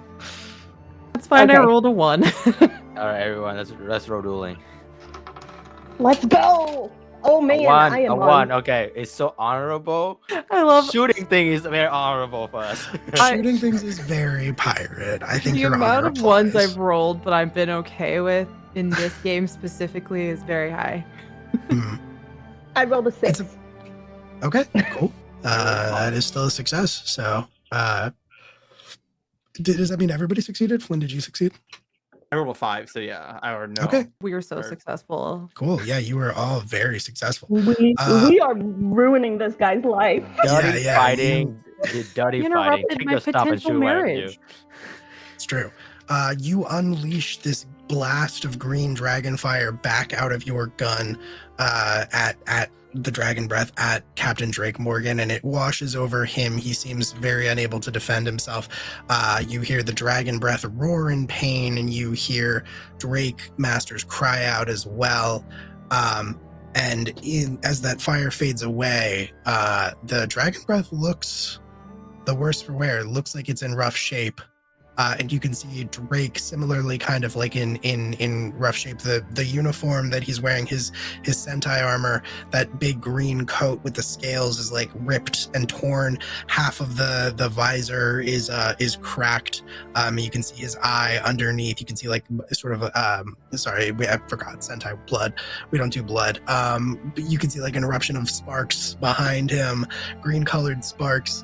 And that is going to engage your not your Magnus Agi, or not your Magnus Aegis, but instead it's a special thing that I don't remember the name of, but there is a version of it that is basically your Megazord move for how you end this fight. That's a good question. How do y'all want to end this? Yeah. That's a very good That's a good question. question. How do we want to end this guy's career, his pirating career? Do we want to throw it back? I'm always gonna ask that because it's funny. We just gotta twerk at. Yeah, you certainly could. Just I like believe it's called butt Strike tapping. at Infinitum. It is, yes, yeah. Strike ad infinitum. That's what it's called. So this is like your Work big at it. finishing move, essentially. And then we, of course, we gotta turn our back to it. Yep. Well, you take it already up will if if you you're crime. throwing it back at it. Yeah, that's what we Let's work do. at him. Incredible. Just no, it's not even a twerk anymore. It's just like a very, very strong like butt check. Just throw that whole The booty bump. whole Hilarious, the because the whole- description of Strike ad infinitum is that you can only use it once per session. It is simply too much energy to use over and over in an encounter. So Yeah. this is just, it's too powerful. You can't do it more than once. Too strong. The earth shakes under the feet of your Colossus as you throw it back with the force of 1,000 exploding suns. Yeah, the sheer force of the amount of friction generated, the amount of heat causes this blinding light to appear. Drake Masters like shields his eyes and says, "It can't be. It's not possible. The legends." And you strike the dragon breath, and almost, and like it goes flying, but in the same process, it is just like consumed in this light and heat and sound. And it just like sort of hits the cliff and goes over the edge and falls tumbling into the ocean, like leaving Drake Masters just sort of lying there, broken and battered, staring up at the sun, his Sentai armor torn away, barely clutching his piece of fate in one weak fist that he like raises over his head, and then his arm falls limp as he like seemingly loses consciousness. I think what happens is, because Morgan mentioned like returning the pieces of fate and stuff, I think Charlotte is going to get out of the Colossus and just like hop down once the fight's all over and just see if he's like still unconscious and try to get his piece of fate back from him. Oh my god, Yeah. I was about to do the same thing. And Or then- you still have to give it back. You saw me already there. Yeah, and then she's gonna say, "I made you an offer at the beginning of this fight. You chose wrong." And she grabs the she grabs the piece of fate And then she puts it in her hand, and she she untransforms, and she puts her piece of fate in her hand. And she just says, "It's time to do the right thing." And she looks at Morgan and puts both pieces of fate in their hands and just says, "As far as I'm concerned, go get married." And gives them the pieces of fate. Also, I'm sorry if you never see me again after you get married, because I'm going to be spending so much time on horseback. So much time. That is very fair, and I will visit. I'll have to teach me how to ride horse. I actually don't know how to do that. But I think Morgan will, get out of the suit and take it, and then go up to the other two, well, Pretend one of those is mine.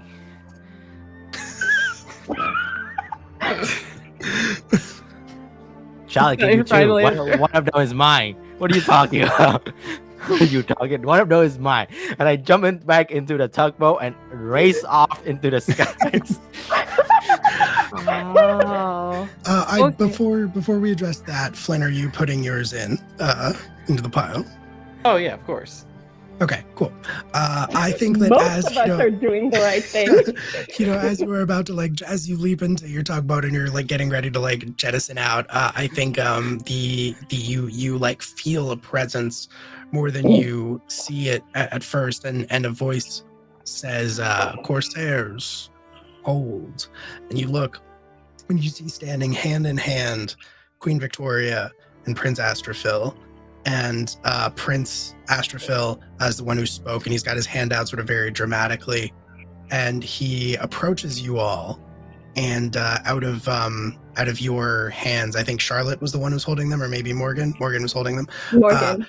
Yeah, so approaches you, Morgan, and takes the coins in his hand and picks one out and hands it back to you, and then does the same for you, Charlotte, and you, Flynn, and then is only holding one and looks kind of questioningly at you, because this is your old boss, but doesn't say anything. Doesn't say anything in that moment. Just kind of gives you some side eye and says, "You've defeated the last of his generals, but Bloodbeard remains at large, which means that the universe still needs the Foursworn Corsairs.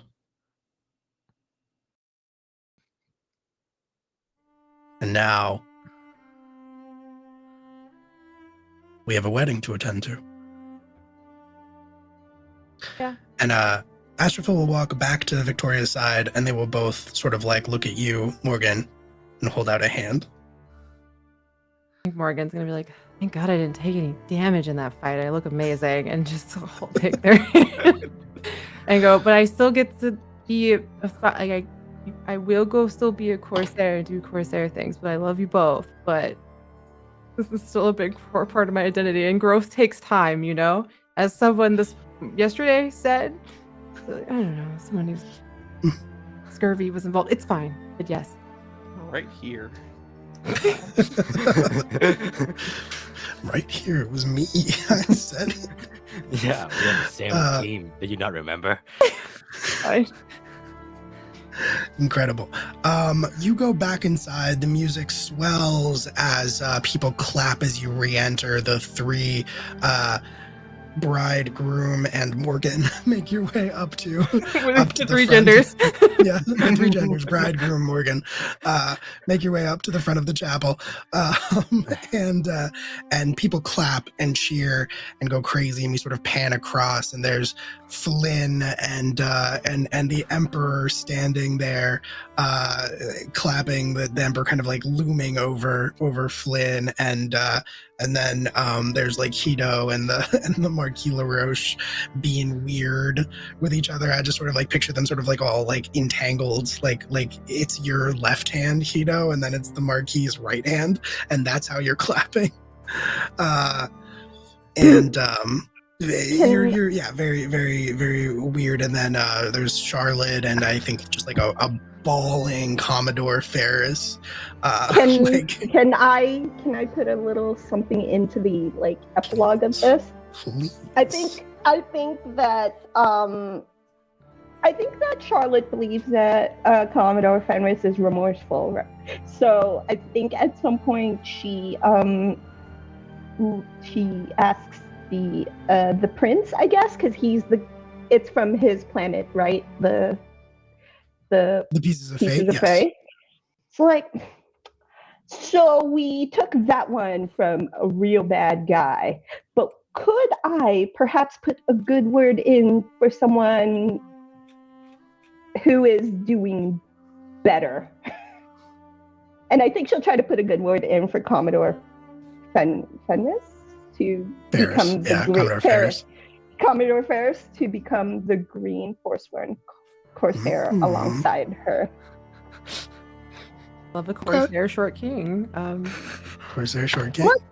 It's character progression, right? Like I had it's growth. Growth takes time. It's so funny she because went I have a from boat bullying him coin. to being like, wait a minute, maybe he's shaved. You have to come to ask Hito because he have both coin. He doesn't because I gave both of them to Morgan. And then the And then you prince, took. the prince gave the coin Oh. to Hito. Hito never gave his coin. It's the thought that counts. She still advocates for this. The prince Whatever kind of happens gives it. next. The prince kind of like nods and like pats the pockets of his suit, and then like puts his hands on his hips and looks at Hito and says, "Hito, You're the worst employer I ever have. I'm not. The contract ended. So He holds out his hand. Give me. Come on. Fine. One's enough. All right. All right. Roll over. As from this day forward, I do declare, Commodore Ferris rise as the 5th sworn Corsair. Morgan just does not know how they feel about that, but if Charlotte's happy, they're happy. And yeah, I think with that moment, there's like a pause. Prince Astrophil looks at Queen Victoria and Morgan and is like, doesn't have the same ring to it. I've sworn Corsair. 5 point out. 4 and sometimes 5. Occasionally a 5th. Right. And that, I think, is the end of our one shot. Queen Victoria throws the bouquet. Emperor Manx catches it, and that's where we leave it. Oh my god, this has been so fun. I love that we went into overtime. Just a little bit. I'm glad everybody enjoyed it. I'm glad we were able to go a little bit longer and get to the Colossus fight and everything, because that's some of the funnest stuff in the system. So now that we're at the end, let's go through this kind of quick because I don't want to keep anybody any longer. Thanks so much for joining us. Remember to donate and enter giveaway in chat, ! Enter if you have, and that way you can win some very cool stuff. And we'll go around and reintroduce ourselves, introductions as I like to call them. We'll keep the same order. I'll go first, just to prove that the alphabetical order isn't biased. Normally I would be able to go last. I'm gonna follow in that sword. I'm gonna go first. My name is Will. I've been your storyteller this evening. You can find me on Blue Sky, mostly just Blue Sky these days, at a Will M Screen. Other than that, you can mostly find me over at Live from the Apocalypse, which is a not-for-profit TTRPG channel that I co-founded like 4 or 5 years ago at this point. I've been doing this for a long time. We play games over there to raise money for causes like Trans Lifeline. Currently, we're raising money for medical aid for Palestinians. And you can catch some of the streams and the stories that we do over there and donate. I do some stuff other places, Entropy Emporium, and some other stuff coming down the pipeline on some other locations. But yeah, mostly Live from the Apocalypse. That's kind of the home base. That's it for me. So I'll pass it off to Anne. Yeah. Hi. I'm Anne. I was Charlotte I make no apologies for everything that just happened. You can find me on Blue Sky at thegirlwonder.bsky.social, where I talk about all of the things I'm doing because my brain is going brrr, and I don't remember. All of a sudden, I don't remember all of the things that I'm doing. So go find me there. Again, thank you for those who have already donated. And those who have spread the word. I have so many friends just reposting and talking about this. I have said this before, but I think that Trans Lifeline is a great organization, and so we're all just doing our part to help them help trans people, because more than ever that is needed. So thank you for all of the people who contributed this weekend. Holy crap, we did so much good this weekend. So thank you for that. Hell yeah. Bach. Hello, once again. I'm Bach, the composer. I play Hito, and I'm blanking. That's not good. You can find me mostly on social, on Instagram or Blue Sky at Bach the Composer, but I am not posting very well. So you actually find my cool stuff of voice acting and everything else on Linktree/BachTran. And once again, on the Trans Lifeline, have been doing great, important work. And thank you, viewer, donate we just out here doing something for fun. And you're the real hero. You saved the day. So kudos to you. Absolutely. Johnny? Hi, my name is Johnny, also known as It's Johnny Rose. All across the internet, find me, YouTube, Twitch, Blue Sky. I want to shout out a lot more things on my personal side, but I mean, we're here for this. We're here to raise money, give everything we can, even silly little games for every single individual currently in chat to raise money. Because unfortunately, the world we're currently living in kind of sucks. And if you can give a little, it'll mean a lot. And if you can just kind of love your friends, love your trans friends, and just keep being a good person, even though the world is kind of being mean right now. And we would all really appreciate it. But yeah, that's kind of it for me. No. Oh yeah, that's me. Hi. Going last, I was like, yeah, those were all great. I forgot everything in the interim. Yeah, I'm Val. You can find me pretty much everywhere at online at Space Valkyries. If you like robot dragons, I am writing a giant robot dragon novel. It's not done yet, but like I'm a writer, so like you can find all that at spacevalkyries.com. And as a non-binary person, it feels pretty awesome to have folks support Trans Lifeline a lot. It means a lot to also be the third gender, Morgan. That was pretty fun. So thank you for having me. Amazing. Thank you so much to everybody who hung out and chatted and donated. Thank you to these wonderful players. Thank you to Kat and B for putting this together. Thank you to Jin for running tech. And yeah, we're gonna disappear in just a second. Tomorrow, 8 a.m. I don't know what time zone that is, but tomorrow's Bloodborg.